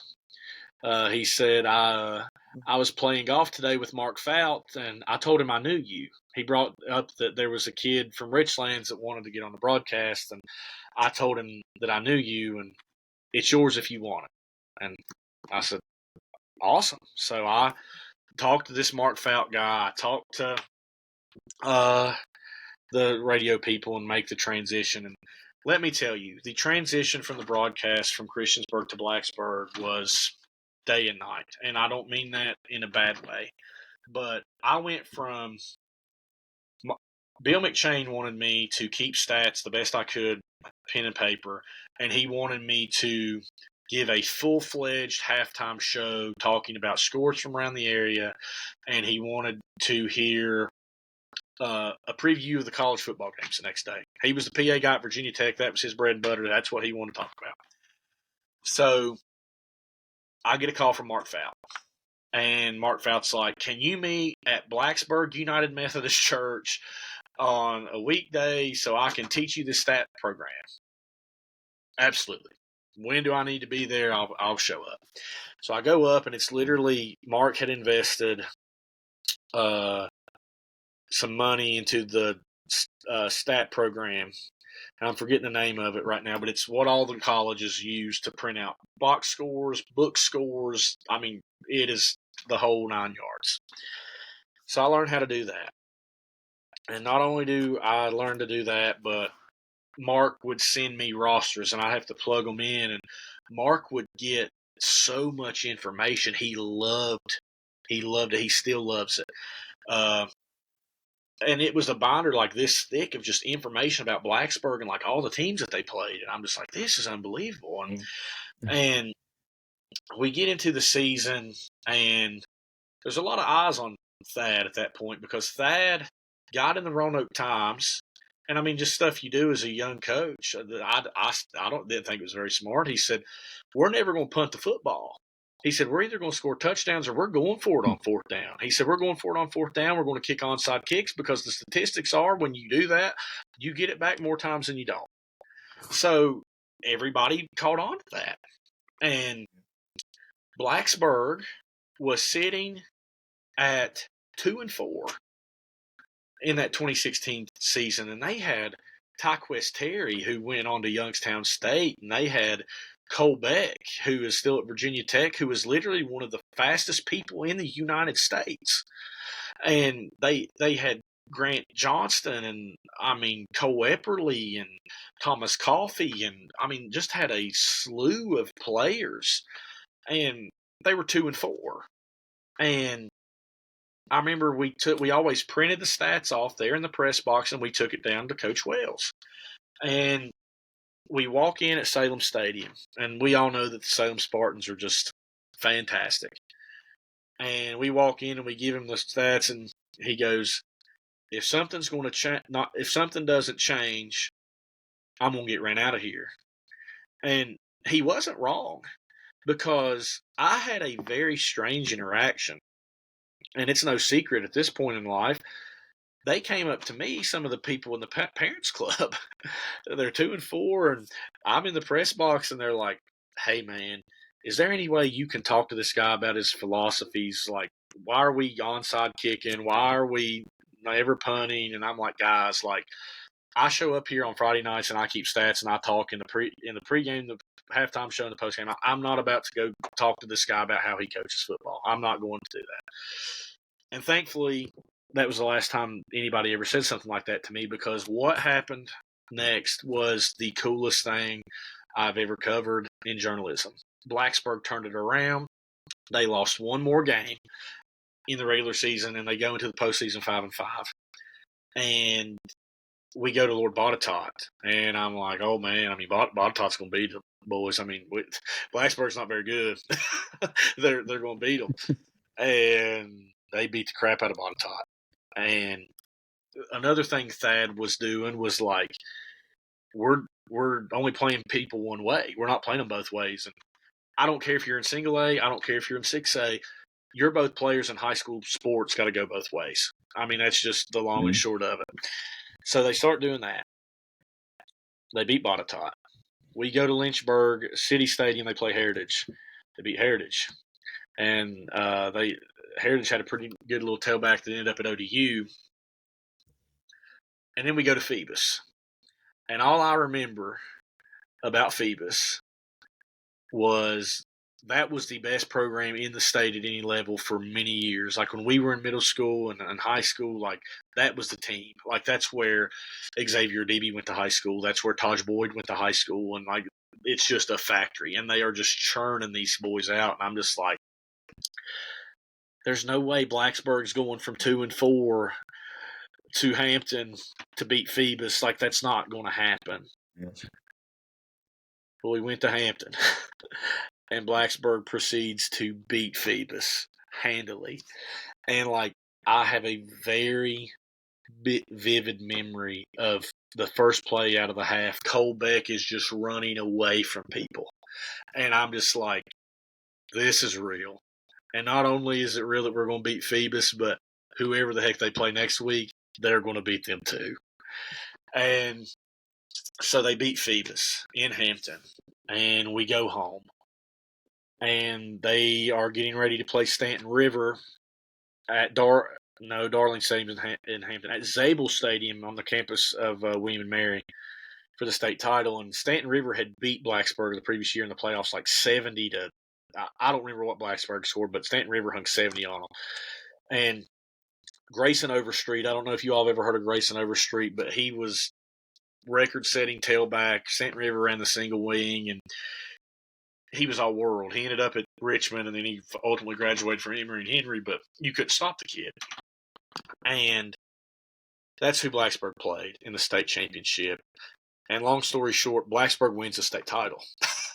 They win the state title after being 5-5 in the regular season, and it was the coolest thing I've ever seen in my life. It was just such a complete team. I mean, Tyquest Terry was awesome. Cole Beck was awesome. And I just couldn't believe that what I was seeing. And I was a part of it. And I traveled on buses with these guys and just knew them and still know a lot of them. And me and Mark Fountain, Brad Epperly, the radio crew, were very much so a part of the team. And I just couldn't believe it. And I still, to this day, I look back at it and I'm like, what on earth? Like, I mean, it was the team that lost to Giles in the first week of the season didn't even look like the same group when they beat Stanton River in the last game of the year. So that was a lot of fun. And then 2017, Blacksburg has all that entire crew back that I'm just talking about. Everybody's back. And they blow through the regular season. They lost to Lord Botetourt in the second game, but that was the only regular season game they lost. And then they ultimately lose to Salem in the region title by a couple points there in Blacksburg. And I played hooky on that one because I went to watch the Hokies beat the Who's in Charlottesville that night. But yeah, but that was just so fun. Those 2 years were so fun. I mean, and we did it the right way. Like those stats, like Mark Fout is one of the best broadcasters in the state of Virginia. He's the voice now of Chancellor High School up in Northern Virginia. He just did such a great job. And Mark Fout was so good to me. He was so good to me. I mean, Mark and I would have long talks after those games, and it was a point in my life where I'm like, you know, I really love sports journalism, but I don't know if I can make a living out of it. I might go to law school. And me and Mark talked about it because Mark's day job, he's an engineer, and we talk about it a lot. And I really appreciated that during those times. But those teams were so good at Blacksburg those 2 years. Probably the two best teams they've had in school history. And that's no disrespect to the 88 state title team at Blacksburg High School, but those two teams were two of the best. And to be a part of that storybook in 2016, that was a lot of fun. But as far as more high school sports stuff there and that time at Tech, I did the Blacksburg and Christiansburg basketball game a couple times. And I also would do some of the stuff with Mayor when I'd come back to Richlands. I don't think there's anybody I've shared a microphone with more than Zach Hilton. I enjoy every opportunity to do that. He's doing the Rye Cove Honeacre game on the radio this weekend, and if I wasn't going to Charlottesville, he's already told me I could have been right there with him, so that would have been really cool. But I digress on that. But that was fun, and I got to do some state title stuff while I was at Tech with it was the NFHS network before it was cool, and I got to do some state championship wrestling, state championship soccer, basketball. The coolest thing I ever got to broadcast as far as play-by-play was the Gate City and Graham game when Mac McClung was in the state semis when they played at Tazewell Middle School. Me and Mark Fout, coincidentally enough, got to do it. A ton of fun. I think that thing ended up with like 90,000, 100,000. I mean, no, what? I'm short selling ourselves. It was like 500,000 views, and I'm just like, that's wild. What in the world? So yeah. But it was fun. I got to have a lot of cool opportunities with that during college, and that was just the high school sports alone. Yeah, and the just specifically on the Blacksburg stuff for a minute, like I went and watched Coalbank play the year after Blacksburg had won state, and you mentioned it. Some stuff that I talked to you about before the podcast. They went and played Richlands over there. And so you got to broadcast that too. I was at that game, so I'd heard all the stories and stuff about Vick and the stars and stuff they had. And I'll just say, from the memory I have, he is definitely one of the fastest people I've ever seen on a football field, and it's not even close. That game was very special to me. We got to come back to Richlands, and we're broadcasting the game, and they put on the scoreboard, welcome home Thad Wells, Brandon Compton, Ryan Dye, and Brady Hess. And that was really neat that they did that for us. But I remember specifically, and I'll talk about this in that article you mentioned in the intro, I mean, the place was packed. And, I mean, that's just another night at home.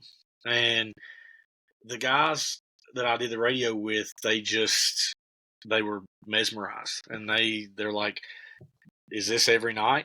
Is this every game here? And they kicked it to me to describe it. And it was one of my favorite things I've ever done on the air. Is I was like, this is very special. This is like this every night. I ran out of this tunnel for 4 years, and this place was going nuts. And the first man I came down and saw was my dad standing up in the bleachers with his hand raised up, and I'd do it right back to him. And it was just so cool, and Richlands made it a game. I mean, it was a good game, and which goes to just talks about how good Richlands was during that time. But that was a lot. That was a lot of fun. I'm glad you went back to that, because I did kind of just gloss over 2017. But that was a lot of fun. And the school that you was talking about up in Hampton, Phoebus, or how do you say that? Phoebus, yeah, I didn't want to mispronounce it. I think, if I'm not mistaken, that's also the school that put up 104 points a few weeks ago. It is. On a team. Yeah. So just some news as far as relative to current times. So from going from that, where'd you go as far as broadcasting from that? 'Cause now you've got your feet wet. I think you're off to the races now. You're not just what you was doing, with the girls' basketball and stuff, going and getting stats handed to you. Now you got a skill set. You've been training with a great team, it sounds like. So where'd you take off from there? So during that same sort of time, like when I'd come home and I'd help Mayor, I'd come home and help Lloyd too. The first time I ever got to do a state tournament game was with Lloyd, and it was the first year that Ridgeview was a school. Ridgeview's girls were in the state quarters, and it's the first time I really got to see Lloyd in Lloyd fashion. we're not even 5 seconds into the game, and the official makes a bad call, and he's ripping the headset off, and he's fussing and talking, and I'm just having to carry it. And then there was another time later in the game that he just got mad altogether, and he's like, "Yeah, I'm gonna go off and write my story for the paper. Here's Brady with the last 10 minutes of the game." So that was fun that I got to do that, and I would do some other basketball games here and there with Lloyd.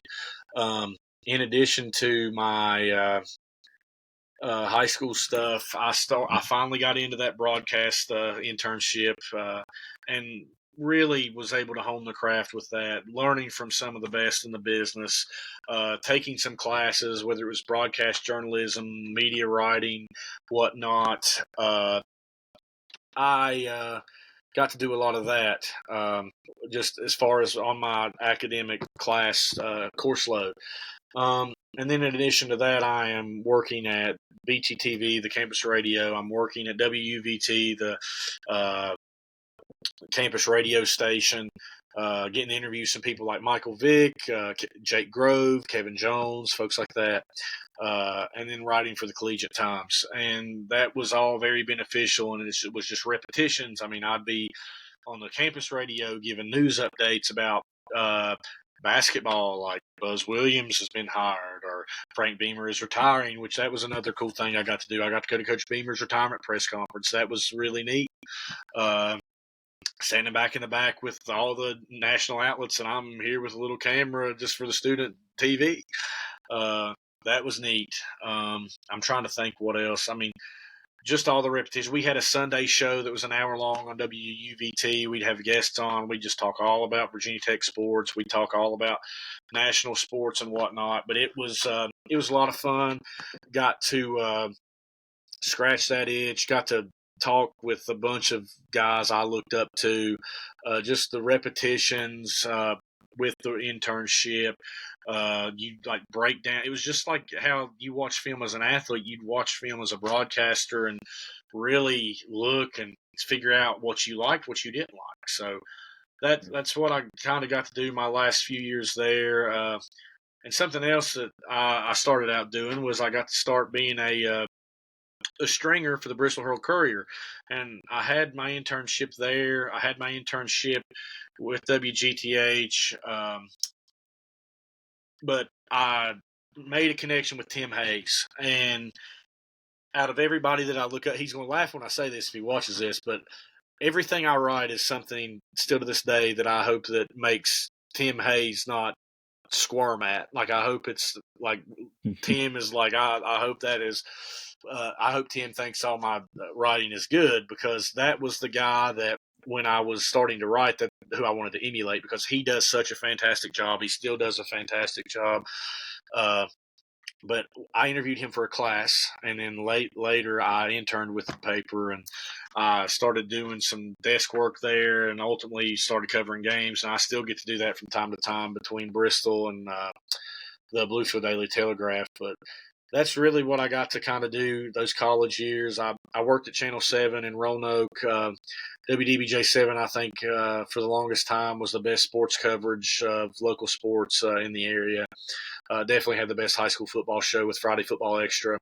I remember I would come home as a kid and then in high school as well, and I'd cut on Friday Football Extra before I'd cut on the WVVA show, because even though they didn't cover anybody down our way, it was still the better show. So I had a lot of different irons and a lot of different fires, and I believe working toward all those while I was in college prepared me to be a better sports journalist and sports broadcaster in the year that I had between law school and my graduation from Tech. Yeah, I was going to ask you, because you did mention writing the papers and stuff like that. Just, and maybe this might not be just, you might love both of them equally, but as far as broadcasting and being on air or writing articles, which do you prefer? So as I've progressed in my life, it's writing articles now, and I don't think I would have told you that 10 years ago. I mean, I still love getting behind a microphone. Don't get me wrong. When I covered the Graham and Richlands game this year for the paper, I walked up, they had an extra headset, and they put me on the air. It was the first time I'd been on the air in 3 or 4 years. And I guess it was like riding a bike because I don't know how good it was, but I felt like I just picked right back up where I left off. But that was fun. But writing is definitely what I prefer now. And I don't know why that is. I don't know if it's just because I've been able to continually do that with what I do now, but that's definitely what it is now. And I would have never thought that. I had a question. As much football as you've watched over the years and played, so it's kind of counting your playing days and your covering teams days. I think probably Blacksburg, I think is the answer you would give on the best team you've seen, but I'm also curious if there's on the best team you've seen or played against and the best player that you either seen or played. Oh, best player that I have seen. Oh, man, that's tough because immediately Devon Johnson comes to mind. Immediately Cole Beck comes to mind. Chris Thompson comes to mind. Brett Whitlow comes to mind. I mean, those are a few that come to mind pretty quick now. Tydrez Clements is another guy that comes to mind as of late. From when I covered some games for the collegiate radio, Stephen Peoples comes to mind. There was a receiver from Oklahoma State, James Robinson, I believe. He played for the Steelers for a little bit. He was a really good player, and I'm forgetting his name. He's the guy that Garrett hit with the helmet. Mason, I'm forgetting his last name. Oh, Rudolph. Yeah, Mason Rudolph. I got to cover him. Those are some guys that come to my mind, and just teams in general. That Blacksburg team in 2016 and 2017, that Graham team this year, the Riverheads team in 2019 that I covered when I was doing the Coalfield Sports stuff. That was another good team. And then collegiately, some of the best teams I've seen as a fan. That 2015 Ohio State team was pretty daggone good. That was a good team, and that's the best one that comes to my mind immediately. And I mean, those Tech teams, and I mean, they weren't on the caliber of that Ohio State team, but that 04 Tech team, that 05 Tech team, 07, 09, and 10, those were some good teams. But right away, that's a long-winded answer to your question, but that's what I would say. Yeah. And go ahead, Mark. Go ahead. Well, I was just going to say, while you're kind of looking at football as a whole in your life, I did want to ask you this because I've been wanting to ask you this after I see all the stadiums, and I'm not just talking about football, but you've been to a lot of baseball stadiums too. Just as far as the stadium and the atmosphere in all sports, what's your favorite that you've been to? My favorite atmosphere I've ever been to was Game 3 of the World Series in 2021 at Truist Park. I've been at a lot of cool events. I've been at a lot of cool stadiums. I've been to Notre Dame Stadium. I've been to Neyland Stadium.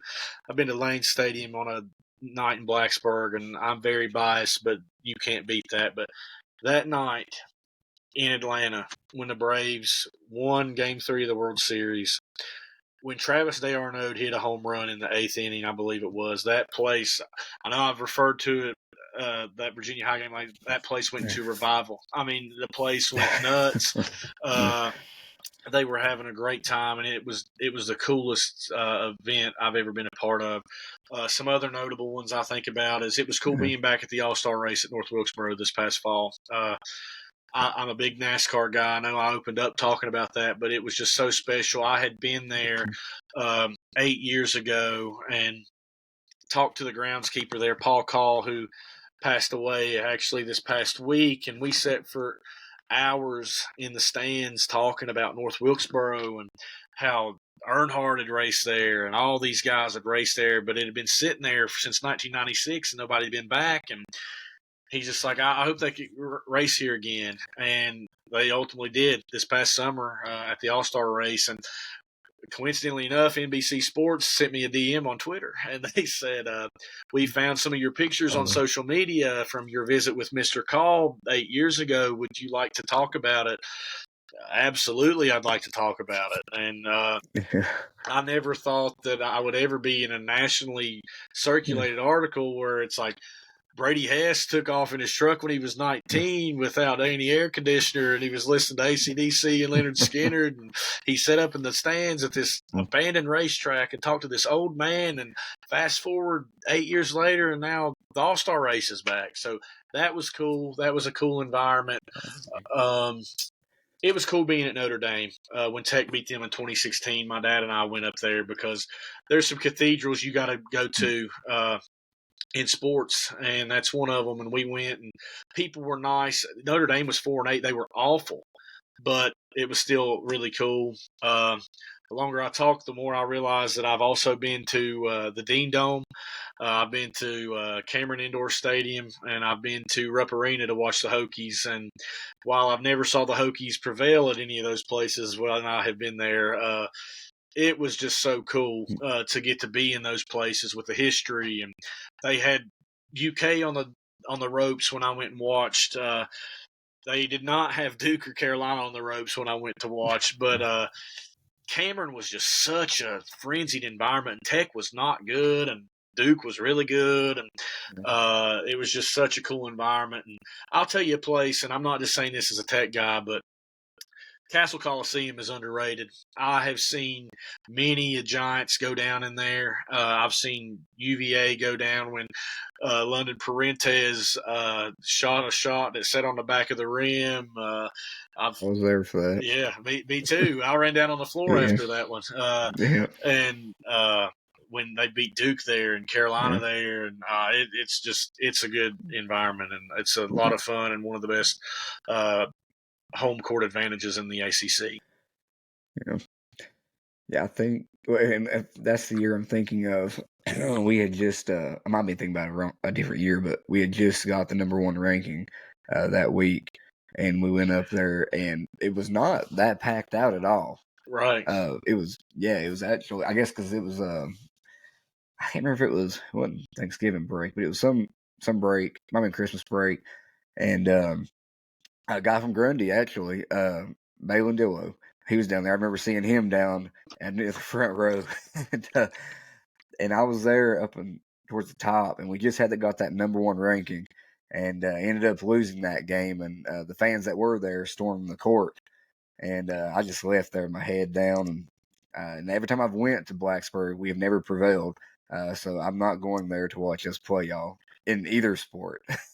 Which the football ones hurt because I'm a bigger football fan, but with the basketball ones, we definitely that carries more weight to us because we're a little bit better in it. One of my favorite events I ever got to cover, since we're on the topic of Tech UVA basketball, was College Game Day. Went to Charlottesville in 2018 for Tech and UVA, and I took the LSAT that day in Roanoke. And I took that, and previously in the week I had applied for a press credential to go cover on behalf of the college radio, and UVA was second, and whoever was number 1 had lost. And that place was packed. JPJ was packed, and I'm there on press row, and they had handed out foam fingers. We're number 1 because they're going to be number 1 on Monday. I mean, Tech's in a hole. I mean, they're going to be number 1, and the Hokies beat them. And I remember after the game, I went to the press conference with Buzz and did all that stuff, and I'm walking out of JPJ, and there are gallon trash cans just full of these orange foam fingers because everybody's like, we're not doing this. And I wish I knew where it was. It's in this room beside of me, but I got one out of the trash and I dated it and I put the score, Hokies, whatever, number 2 Virginia score. So I remember that one. That was a lot of fun. I don't know if I can agree with you on the fun part on that one. That was it seems like that happens a lot with us against you all. And I don't know why. It just seems like we get up there at close and we play you all, and it just doesn't work out. So, um, so I guess I do want to talk to you before we get you off here. I know we've kept you for a while, and honestly, I could probably talk to you another 2 or 3 hours. I mean, it's just I love listening to you talk about sports. You just you have so much knowledge and experiences. Before I get you out of here, I do want to talk to you about because we're new to the podcast world, so we've had a lot of support, and I'm very thankful for it in the time that we've done it. But you had a podcast before. You helped host Southwest Virginia Sports Podcast, which is Coalfield Sports now, and you was able to interview some pretty important people. So I wanted you to talk on it a little bit. So I'm at Tech, and Ryan Dye is a guy a little bit older than me from Richlands that was just so happened to be at Virginia Tech the same time I was. And he started the Southwest Virginia Sports Podcast. And he was going into the studio there at the Moss Arts Center at Tech, and he was recording it by himself. He was just doing it by himself. And he's coming into class. He's like, yeah, I'm doing this podcast, but it's really hard to talk very long by yourself. And I'm like, well, why are you doing it by yourself? I mean, I'd love to get on and get some more reps with you. And we subsequently took off, and together we, I think, built a pretty good following. We would predict games, we'd review the last week's games, and we'd go from there. And after we graduated in 2018, we took another step with it. Eugene Hilton, which is guy from Pocahontas, ultimately played at Tazewell when Pocahontas closed down. He came to us with the idea. He's like, let's do this podcast. Let's do this Coalfield Sports website. And let's not only do the podcast, but let's also do Coalfield Sports. Let's write articles. Let's have schedules. Let's have pictures. Let's just do this whole big thing. And, the biggest thing we had really ever done with the podcast the year before was we talked about cool people I've got to interview is we interviewed Thomas Jones right after Thomas Jones got inducted into the Virginia Sports Hall of Fame. And that was so cool, getting to do that. But that was the biggest thing we had ever done, to that point. And we took this Coalfield Sports, and it was when I had graduated from college. I hadn't went to law school yet, didn't really know what I was doing with my life, because that was tough for me, guys. It sounds maybe silly to say, but I told you earlier that I had two goals in my life. It was to graduate from Virginia Tech and play football at Richlands. So when those two things were over, I didn't know what I wanted to do. So that happened, and we hit the ground running, and we pick right back up where we left off with the podcast. We're previewing games, we're reviewing games, predictions, we're typing up previews, reviews on Coalfield, but we would take it a step further every week, and we would interview coaches. And sometimes it'd be one at a time, sometimes it'd be two at a time. So there'd be times I'd have Chris Akers from Gate City, and Greg Mance from Richlands, or Craig Plymel from Grundy, and I'm drawing a blank on somebody right now, or Jamie Harris from Tazewell, or Tony Palmer from Graham, or Fred Simon from Bluefield. And I mean, the list goes on and on. And we really built a following with that. But I think what was the coolest thing for me with that was that article that you're talking about, that column in the beginning. To kick off Coalfield Sports, I mean, we had our podcast foundation laid. I mean, we had done it before, so we were just building off of that. But we really didn't know how to approach this Coalfield Sports thing.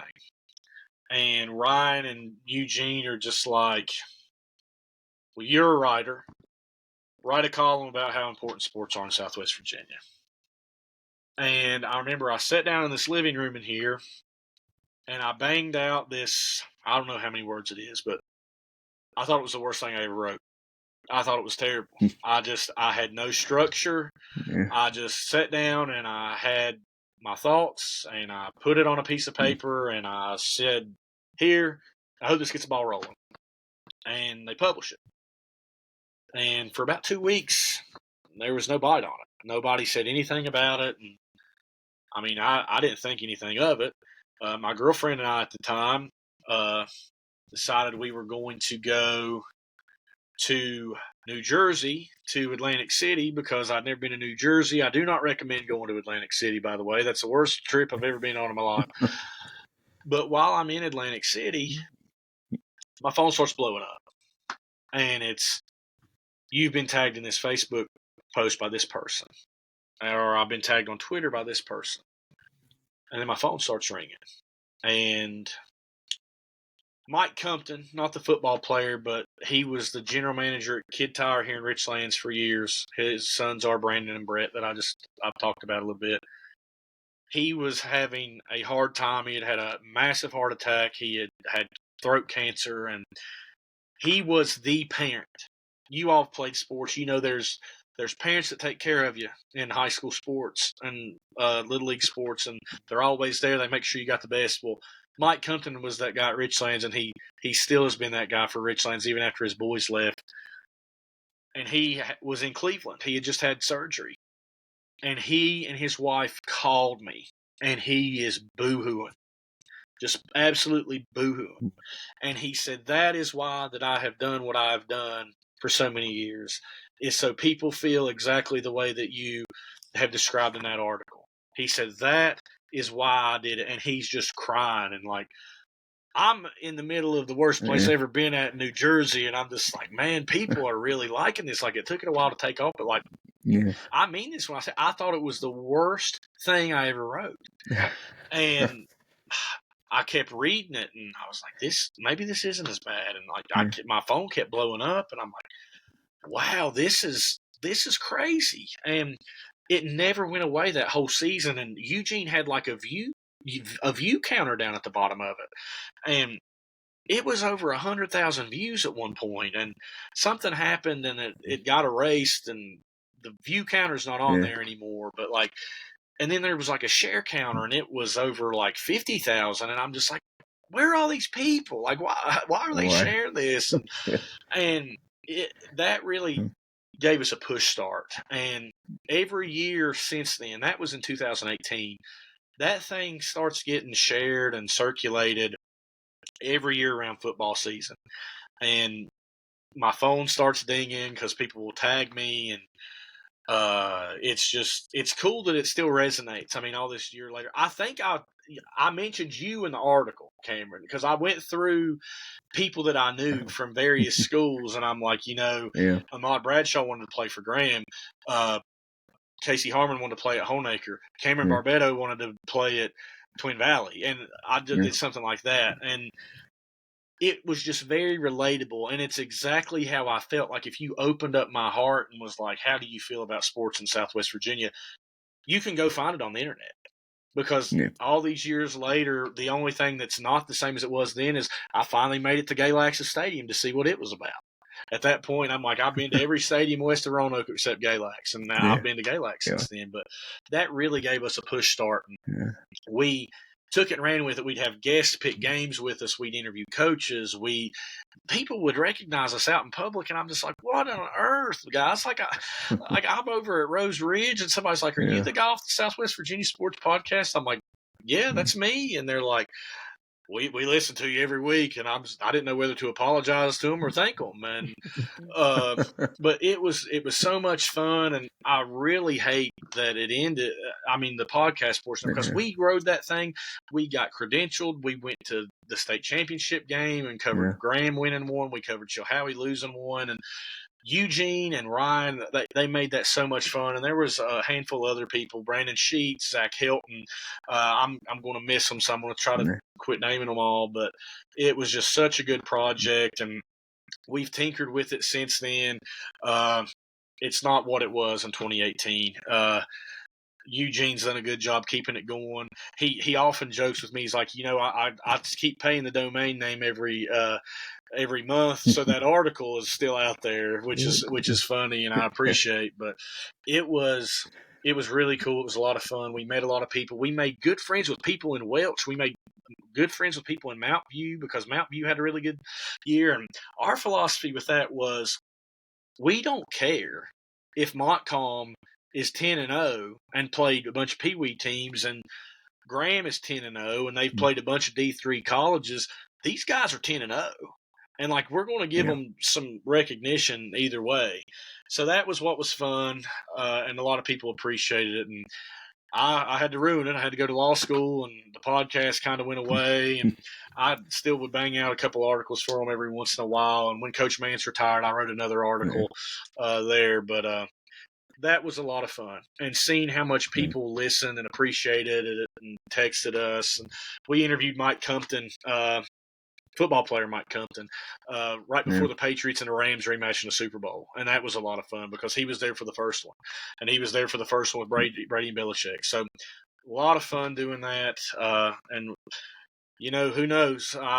I'd like to get to a point where I could do something like that again, but it was a lot of fun. And I'm glad that you guys are doing something like it. You guys are doing it right. Like, I mean, these teaser videos, these teaser clips, you're interviewing coaches, you're interviewing past legends, you're doing predictions and previews, reviews, you're going to games, you're putting yourself out there. I think it's great, and I'm really pleased with what I'm seeing from you guys.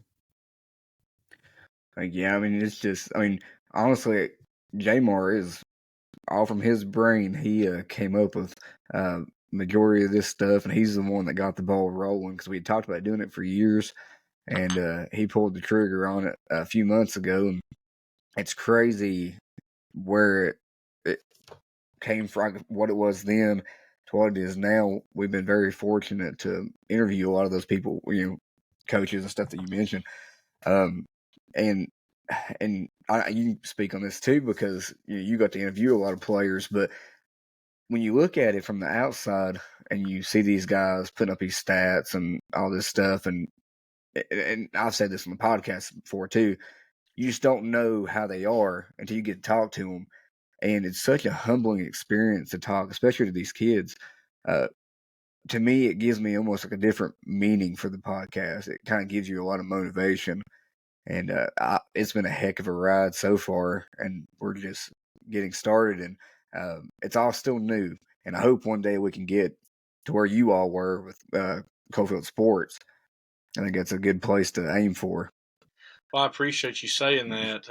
That was a lot of fun getting to do that. But you're absolutely right. Giving these kids a platform for what they're doing on the football field, it needs to be noted. And I think it's important. And I think as media has improved, that's been able to do it, because that's something that Lloyd Combs did great, was he gave a voice to all those kids down there in Buchanan County that that the rest of the state might not know about if there wasn't an article in the Virginia Mountaineer or the Bluefield Daily Telegraph or the Bristol Herald Courier. Like, that's what's important about the stuff that you guys are doing and what we did in the past. And whenever I write an article for the newspaper still, is giving these kids a platform to show the rest of the world that there's more precious gems down here in Southwest Virginia than the Coal Rock.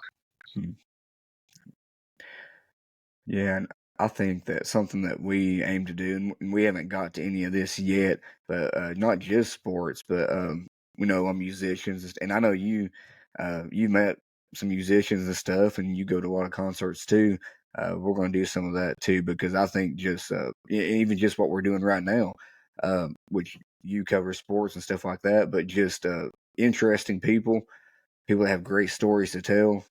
There's plenty of them in Southwest Virginia, and all walks of life, in sports and music. We have a lot of people that come through here that have a great story to tell, and I think we're trying to be a platform for that.